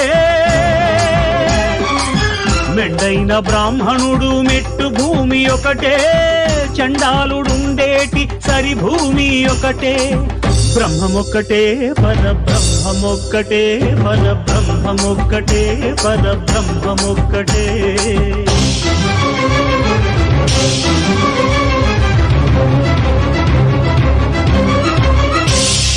కడగి ఏనుగు మీద కాయు ఎండొకటి పుడమి శునకము మీద పొలయు ఎండొకటి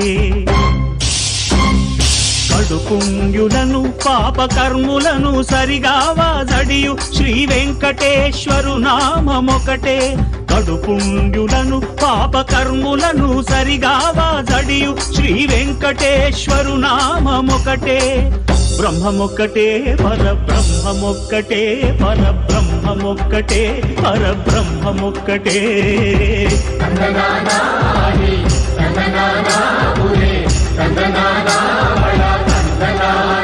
పరబ్రహ్మమొక్కటే పరబ్రహ్మమొక్కటే పరబ్రహ్మమొక్కటే పరబ్రహ్మమొక్కటే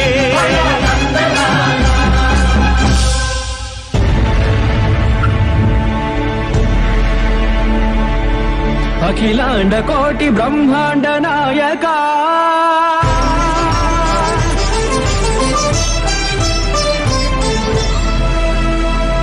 ఆనంద నిలయ వర పరిపాలక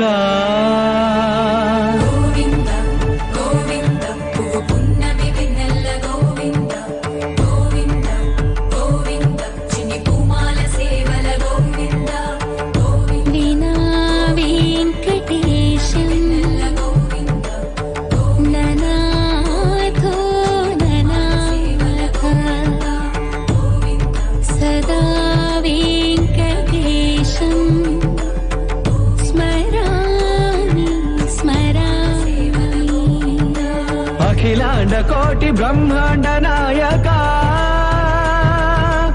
ఆనంద నిలయ వర పరిపాలక శ్రీ వెంకటేశ శ్రిత సంబంధ సేవా భాగ్యం దేహి ముకుంద అఖిలాండ కోటి బ్రహ్మాండ నాయక ఆనంద నిలయ వర పరిపాలక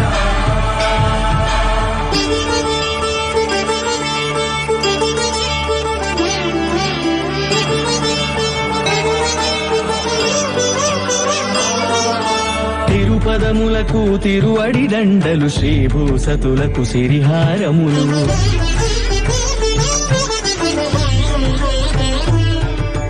తిరుపదములకు తిరువడి దండలు శ్రీభూసతులకు సిరిహారములు అకళంక శంఖ చక్రాలకు అపురూప కుసుమమాలికలు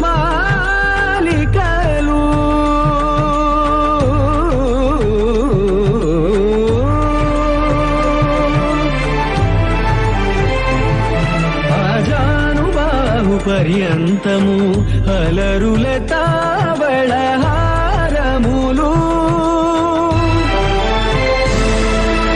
అఖిలాండ కోటి బ్రహ్మాండ నాయక ఆనంద నిలయ వర పరిపాలక అఖిలాండ కోటి బ్రహ్మాండ నాయక ఆనంద నిలయ వర పరిపాలక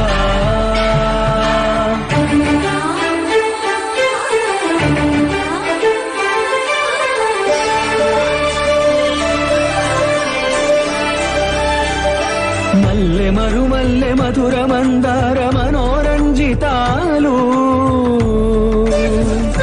చంపక పారిజాత చామంతి జాజి విరజాజి సంపెంగలు కలువలు కమలాలు కనకాంబరాలు పొన్న పొగడ మొల్ల మొగలి గులాబీలు మరువన్నవనం మావి మాచి వట్టి వేరు కురువీరులు గరుడ గన్నీరు నందివర్ధనాలు హరిత హరిద్ర బిల్వ తులసీ దళాలు నీకోసం విరిసే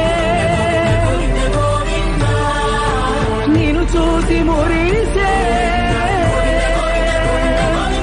నీ మేలు తాకి మెరిసే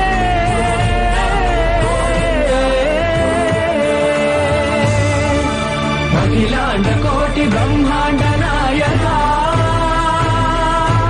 ఆనంద నిలయ వర పరిపాలక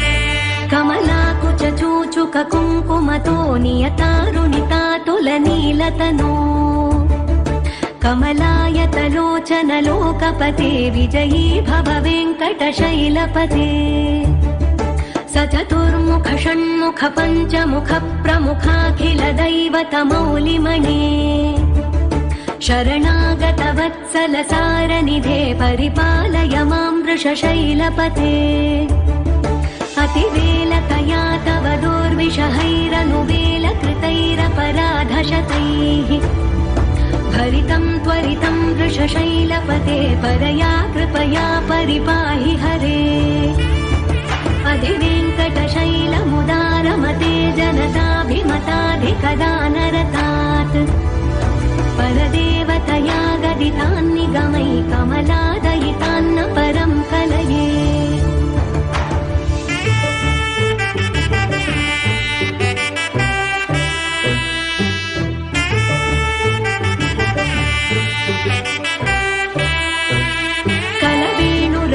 वश गोपवधूशत कोटि वृतात् स्मर कोटि समात् प्रतिवल्लविकाभिमतात् सुखदात् वसुदेव सुतान्न परं कलये अभिराम गुणाकर दाशरथे जगदेक धनुर्धर धीरमते रघुनायक राम रमेश विभो वरदो भवदेव दया जलधे अवनीतनया कमनीयकरं रजनीकर चारुमुखाम्बुरुहम् रजनीचर राजतमो मिहिरं महनीयमहं रघुराममये सुमुखं सुहृदं सुलभं सुखदं स्वनुजं च सुखाय ममोघशरम् अपहाय रघुद्वहमन्यमहं न कथञ्चन कञ्चन जातु भजे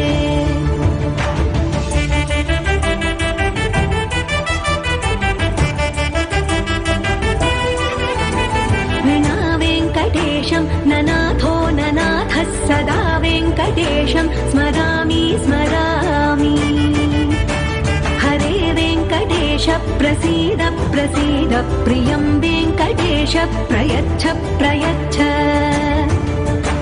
विना वेङ्कटेशं ननाथो ननाथः सदा वेङ्कटेशं स्मरामि स्मरामि हरे वेङ्कटेश प्रसीद प्रसीद प्रियं वेङ्कटेश प्रयच्छ प्रयच्छ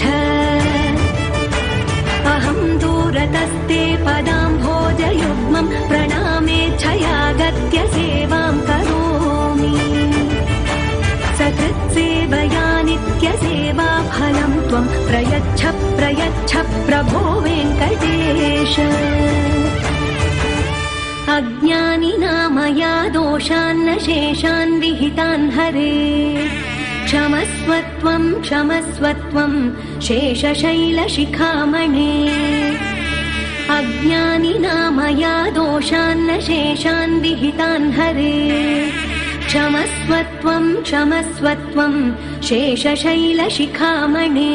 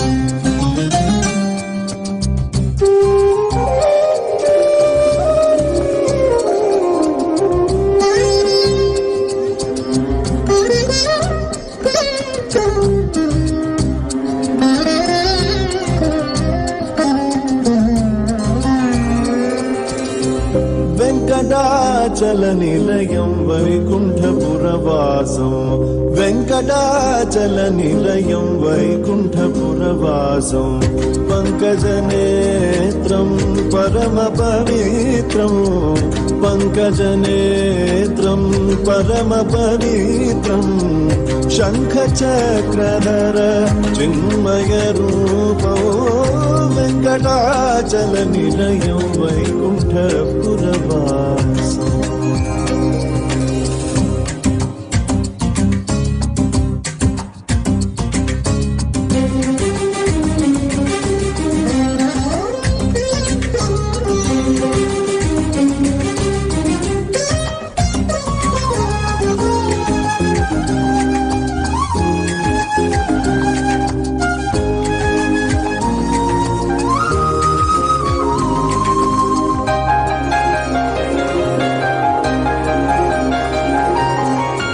అంబుజోద్భవ వినుతో అగణిత గుణనామో అంబుజోద్భవ వినుతో అగణిత గుణనామో తుంబురు నారద గాన వినోలో తుంబురు నారద గాన వినోలో వెంకటాచల నిలయం వైకుంఠపురవాసం వెంకటాచల నిలయం వైకుంఠపురవాసం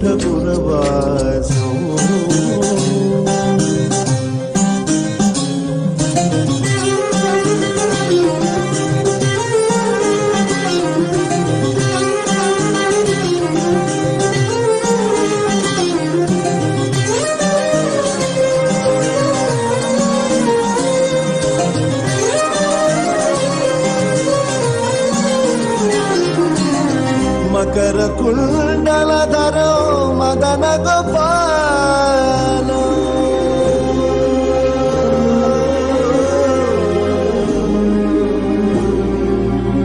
మకర కుండలధరో మదన గోపాలో మకర కుండలధరో మదన గోపాలో భక్త పోషక Shri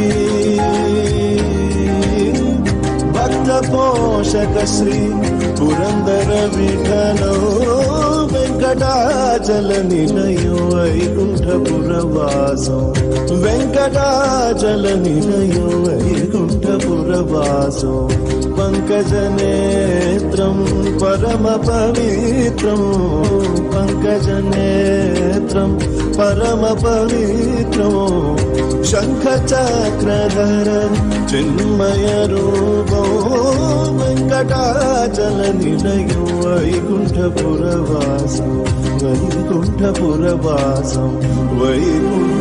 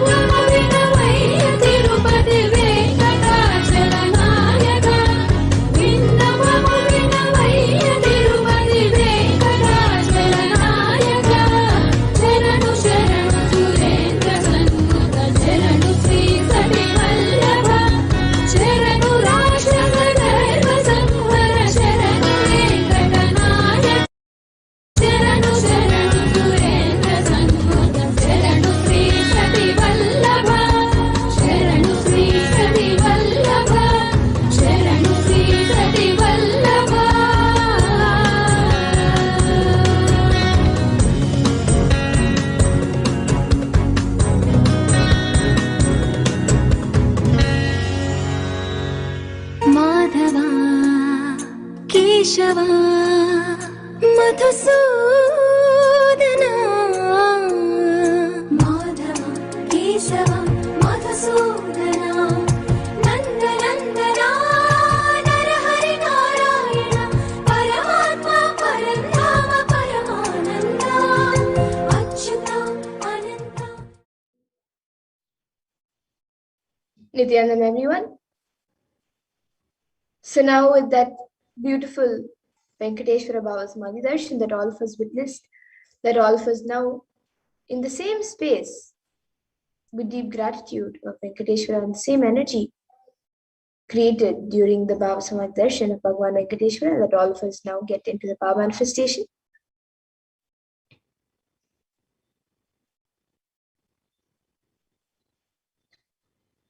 So now after the powerful Bhavasamadhi Darshan of Bhagavan Venkateshwara with the supreme point of Hinduism, Jagat Guru Mahasannidhanam, His Divine Holiness Bhagavan Sri Nithyananda Paramashivam, all of us are now initiated into the powers of third eye awakening and various other powers.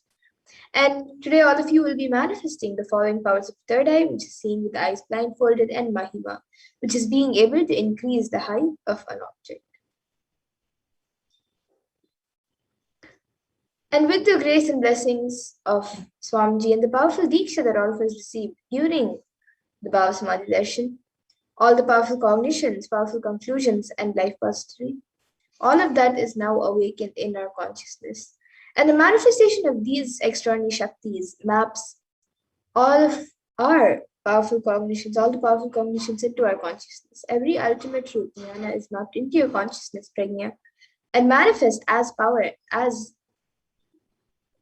and possibility of every being, Prajnana. And now all of you can take a few minutes to set up for the manifestation. You can get all the alchemy products which are needed. You can get an eye band or an opaque cloth for tying your eyes, then the Jnananjana or Aushta, whichever you have with you, and then a paper and a pen and a timestamp camera. You can get all of this set up.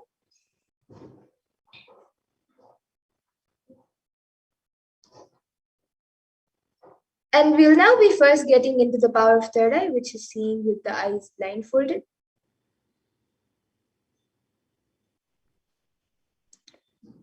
So the Shastra Pramana for this power of third eye comes from the Vijnana Bhairava Tantra.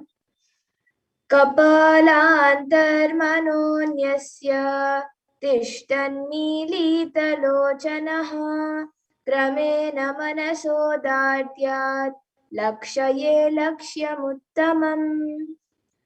And the translation for this verse is, by fixing the mind on the inner space within the crown center and sitting stably without any movement, having the eyes closed in succession, by that stability of the mind in inner space through the power of the third eye, one directly sees the ultimate goal Lakshyam by having the vision beyond the sight that reveals any object or place attaining the space of oneness with the source Paramashiva.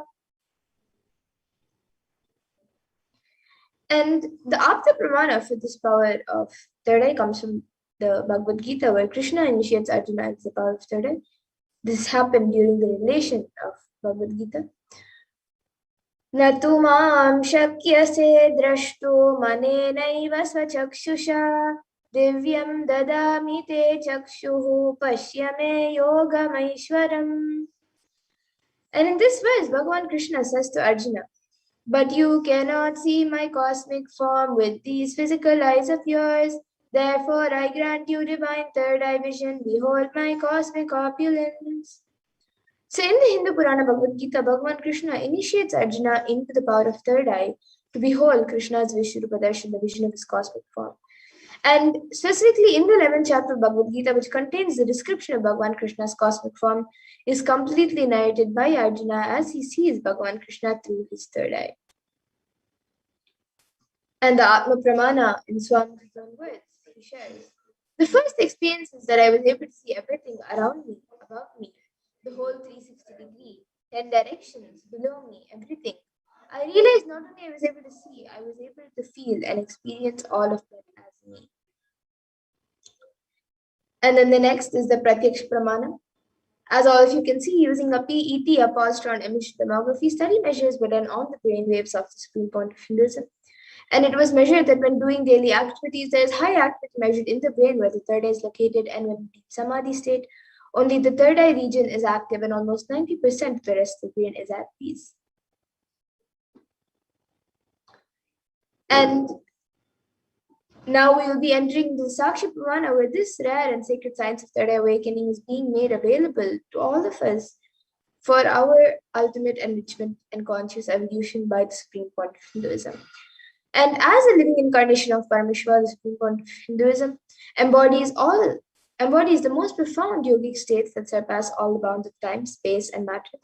And he is gifting this great and pure science of third eye awakening, along with many other spiritual sciences, through the initiation, the science of Diksha, to millions of people. And everyone who has been initiated into these sciences have actually experienced the profound results and the manifestation in their day-to-day life. And now that all of you have been initiated during the Bhavasamadhi Darshan, all of you will be manifesting the powers yourselves right now. So to get started with, also you can click on the timestamp camera, which is an application from the App Store. So if you don't have it yet, you can download it. And ensure that the time is shown on the screen and make sure that the camera is facing you.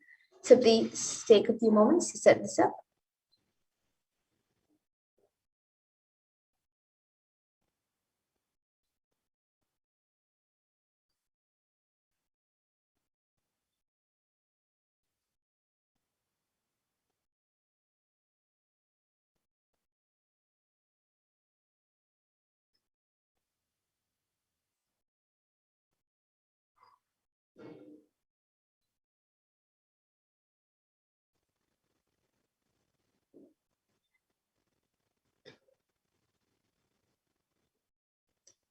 And now all of you can close your eyes. You can tie your eyes with your eye band or an opaque cloth, whichever you have with you.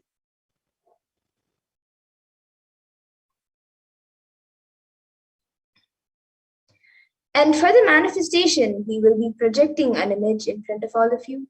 So begin verbalizing whatever is being revealed to you in your third eye. Chant the Mahavakya intensely. Connect with Paramashiva, connect with Swamiji, and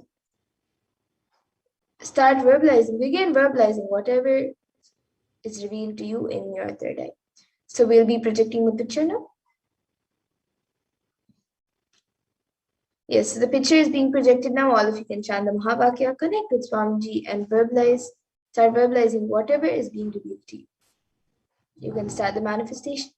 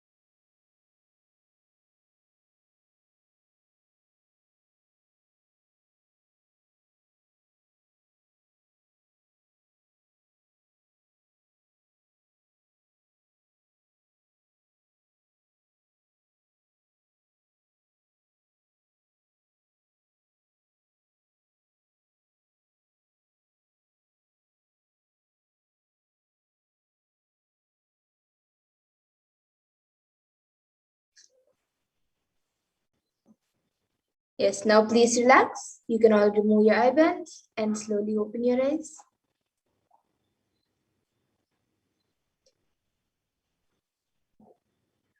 Now all of you can take a few minutes to type down whatever was revealed to you in your third eye and upload your power manifestation videos, pictures, answers, and your experience. You can upload all of this on social media with the hashtags #Nithyananda, #Bhavasamadhi, and #Venkateshwara. So you can share it on your social media pages and also share with your family and friends your experience of the power manifestation. And share your answers. Upload your answers, post your answers on social media before we verify the answers.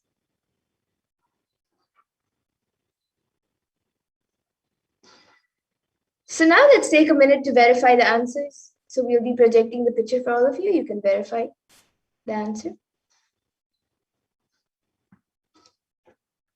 This was the picture being projected. It is a picture of Swamiji giving darshan.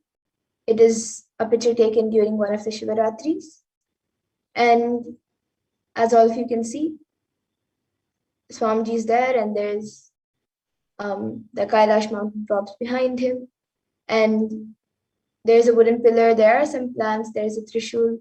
So if you saw anything related to any of the items or any of the details, any of the things in this picture, if you saw Swamiji, then that's great. If you saw a trishul, that's great. And if you saw anything else also in this picture, that's great. You have manifested the power. So you can give a round of applause for yourself and share with everyone your joy and celebrate your manifestation. And now let's go to the next power, the power of Mahima. So the Shastra Pramana for this power of Mahima comes from the Vijnana Bhairava Tantra. Mahima vyapya chastanam brahadehendriyadibihi tritiyam kayata siddhim aishwaryam animadikam. And the translation for this is, Bhagavan Paramashivoham says, Mahima is the power to exist pervasively with the help of huge bodies, organs, and such others. These three lordly powers, Anima, Lagima, and Karima, are expressed through body.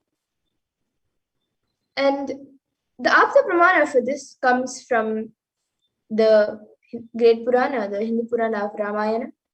And this is the incident when Lord Hanuman wanted to cross the ocean and reach Lanka, where Devi Sita was held hostage by Ravana. And he was stopped by a demon named Surasa. In the middle of the ocean, he was stopped by a demon named Surasa. And she demanded that anyone who has to pass the ocean must first enter into her stomach, as that was her food. So getting to know this, Hanuman stretches himself to 10 yojanas. And for all of your information, 1 yojana is approximately 7.6 miles. So you can calculate and see how big Hanuman grew. And then Hanuman further stretches his body to 30 yojanas. And Surasa, seeing this, on her own enlarged her mouth to 40 yojanas. And once again, Hanuman stretches his body to 50 yojanas. And Surasa widens her mouth to 80 yojanas. And once again, Lord Hanuman grew up to 90 yojanas, looking like a huge mountain. And observing Surasa's enlarged mouth, open and dreadful like hell, with her long tongue, he suddenly shrunk to the size of a thumb. And the Atma Pramana for this is from Swamiji's own life, where at the age of 4 or 5, Swamiji was able to lift a wooden cot beyond his own physical weight. He demonstrated not just psychological strength, but also physical strength. And one day, Swamiji's mother asked him to wake up his uncle who was sleeping on a wooden cot. So Swamiji recalls, he did not wake up. I just stumbled the 2,200-pound teak wood cot. He is rolling, and actually he got up and ran away, thinking some earthquake had happened. You see, you can never imagine a cot tumbling. A chair tumbling is okay. Cot tumbling, and now still I can remember the scene. He thought some earthquake happened and he ran. And all of you can see the Sakshi Pramana, where we have a few sharings taken from social media, where the devotees who have been initiated, the disciples who have been initiated into these powers have shared how they have manifested the power. And now you yourself will be manifesting this power. So let's get into the first round of Mahima.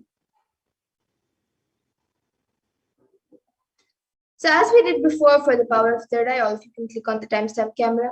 Ensure that the time is shown on the screen and make sure that the camera is facing you. And if you're joining us right now, if you don't have the timestamp camera yet, it is an application from the App Store, so you can download it on your device.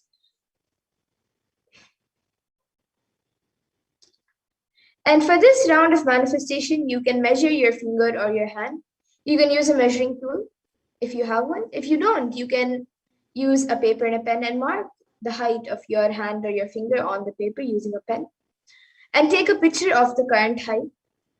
And then connect with Paramashiva, chant the Mahavakya. Connect with Swamiji and Paramashiva through your third eye and declare for the height of your finger or your hand to increase. And from the space of oneness, declare, I am Paramashiva, and Paramashiva is manifesting to Swamiji. And with that declaration, increase the height of your finger or your hand for whichever you're manifesting. So now please chant the Mahavakya and get started with the manifestation. You can start chanting the Mahavakya, Om Nithyananda Paramashivoham.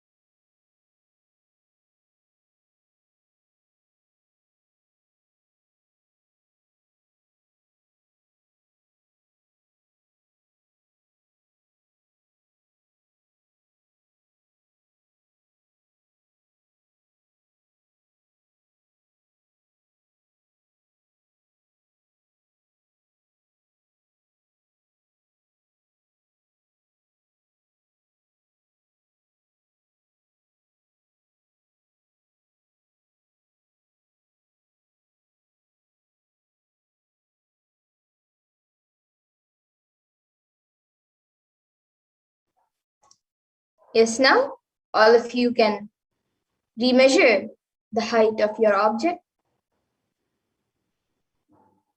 You can remeasure the height of your finger or your hand and click a picture of the current height after the manifestation of Mahima. You can click a picture of your finger or your hand's height after the manifestation of Mahima and compare the previous height with the current one, and any changes in the height of your finger or your hand indicates your successful manifestation. So you can all take a minute to remeasure the height.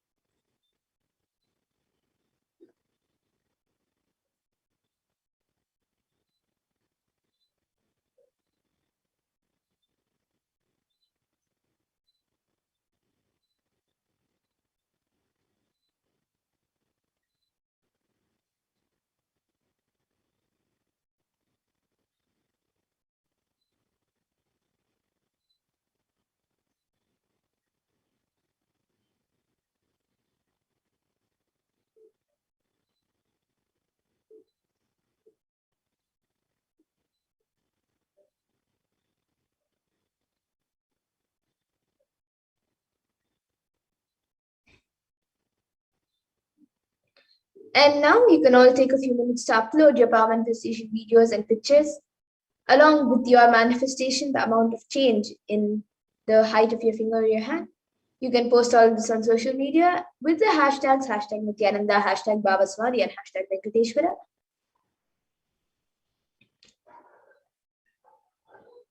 And let's get into the second round of Mahima.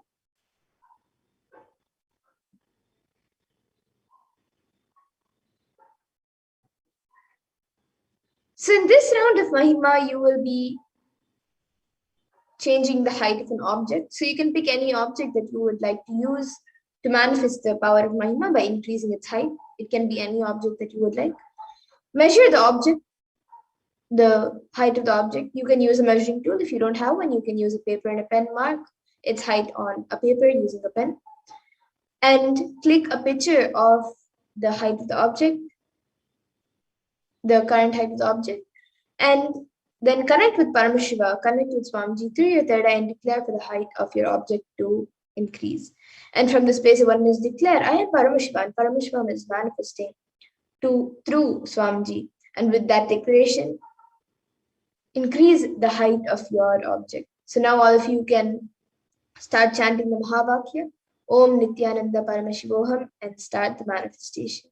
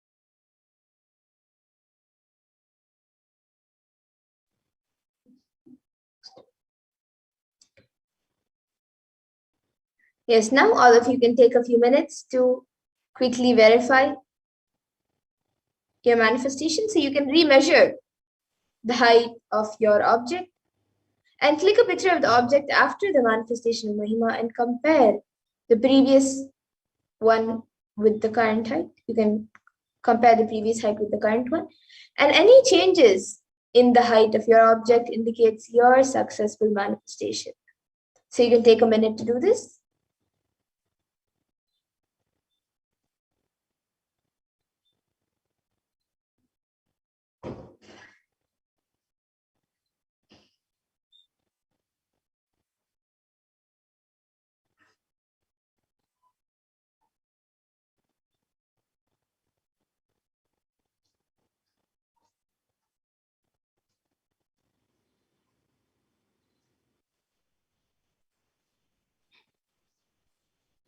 And now please take a few minutes to quickly share your experience along with your manifestation videos, pictures, and your manifestation, the amount of change that you have manifested.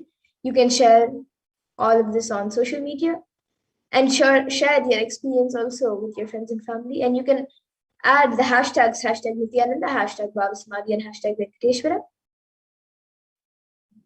So please take a few moments to share with everyone your experience and your manifestation.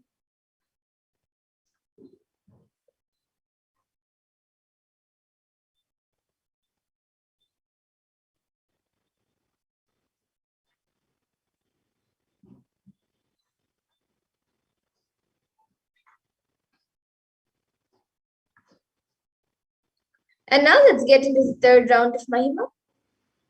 So in this round of Mahima, all of you will be manifesting for a partner. So you can pick a partner who you want to manifest the power with by increasing their height, and have your partner measure their own height using a leveled surface like a book or a ruler, and mark the top with a pen. And then connect with Paramashiva and Swamiji through your third eye and declare for the height of your partner to increase. And from the space of oneness, declare, I am Paramashiva, and Paramashiva is manifested to Swamiji. And with that declaration, increase the height of your partner. So you can connect with somebody. It can be anyone, your friends or family, or it can even be anyone at your house. You can connect with them and get the height check and start the manifestation. So all of you can start chanting the Mahavakya and start the manifestation.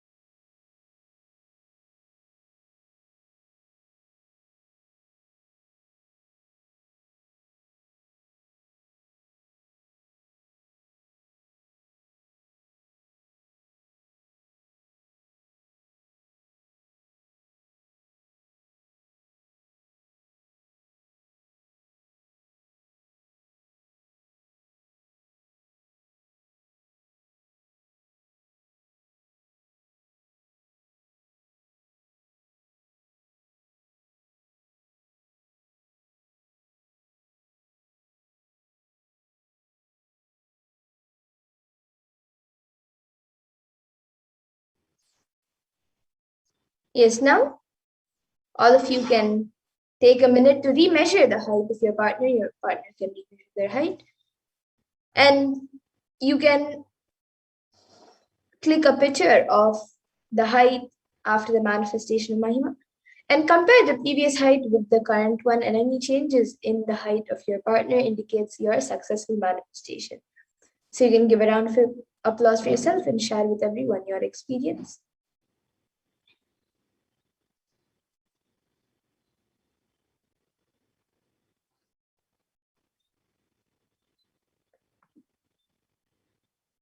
And now all of you can take also a few minutes to type down whatever experience you had during the power manifestation.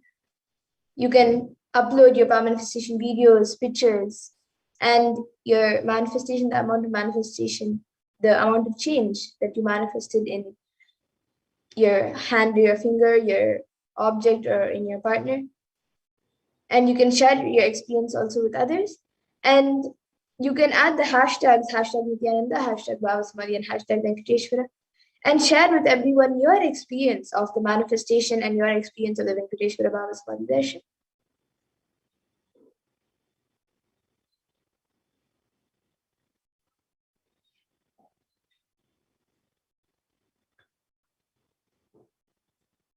And with that, we come to a conclusion of this power manifestation session. And we come to a conclusion of this program, this Venkateshwara Bhavasamadhi Darshan program. And I thank all of you who have joined us today on all social media platforms, on YouTube, Facebook, and many other social media platforms. I thank all of you for joining us. And we hope to see you in the further events and further programs, which will be happening every day at 2 a.m. IST and 4 p.m. IST. And with that, we will now be concluding with the Purna Mantra. So all of you can bring your hands in Namaskara Mudra. Remember Swamiji in your third eye. And with deep gratitude, chant the Purna Mantra. Om Purnamada Purnamidam Purnat Purnamudachyate Purnasya Purnamadaya Purnameva Vashishyate. Om Shanti Shanti Shanti Harihi Om Tat Sat. Sarvam Bhagavat Shri Nithyananda Paramashiva Padukar Pranamastu. Om Nithyanandam. Nithyanandam, everyone. Thank you for joining, and please join and stay tuned for the further events and further programs. Thank you, Nithyanandam.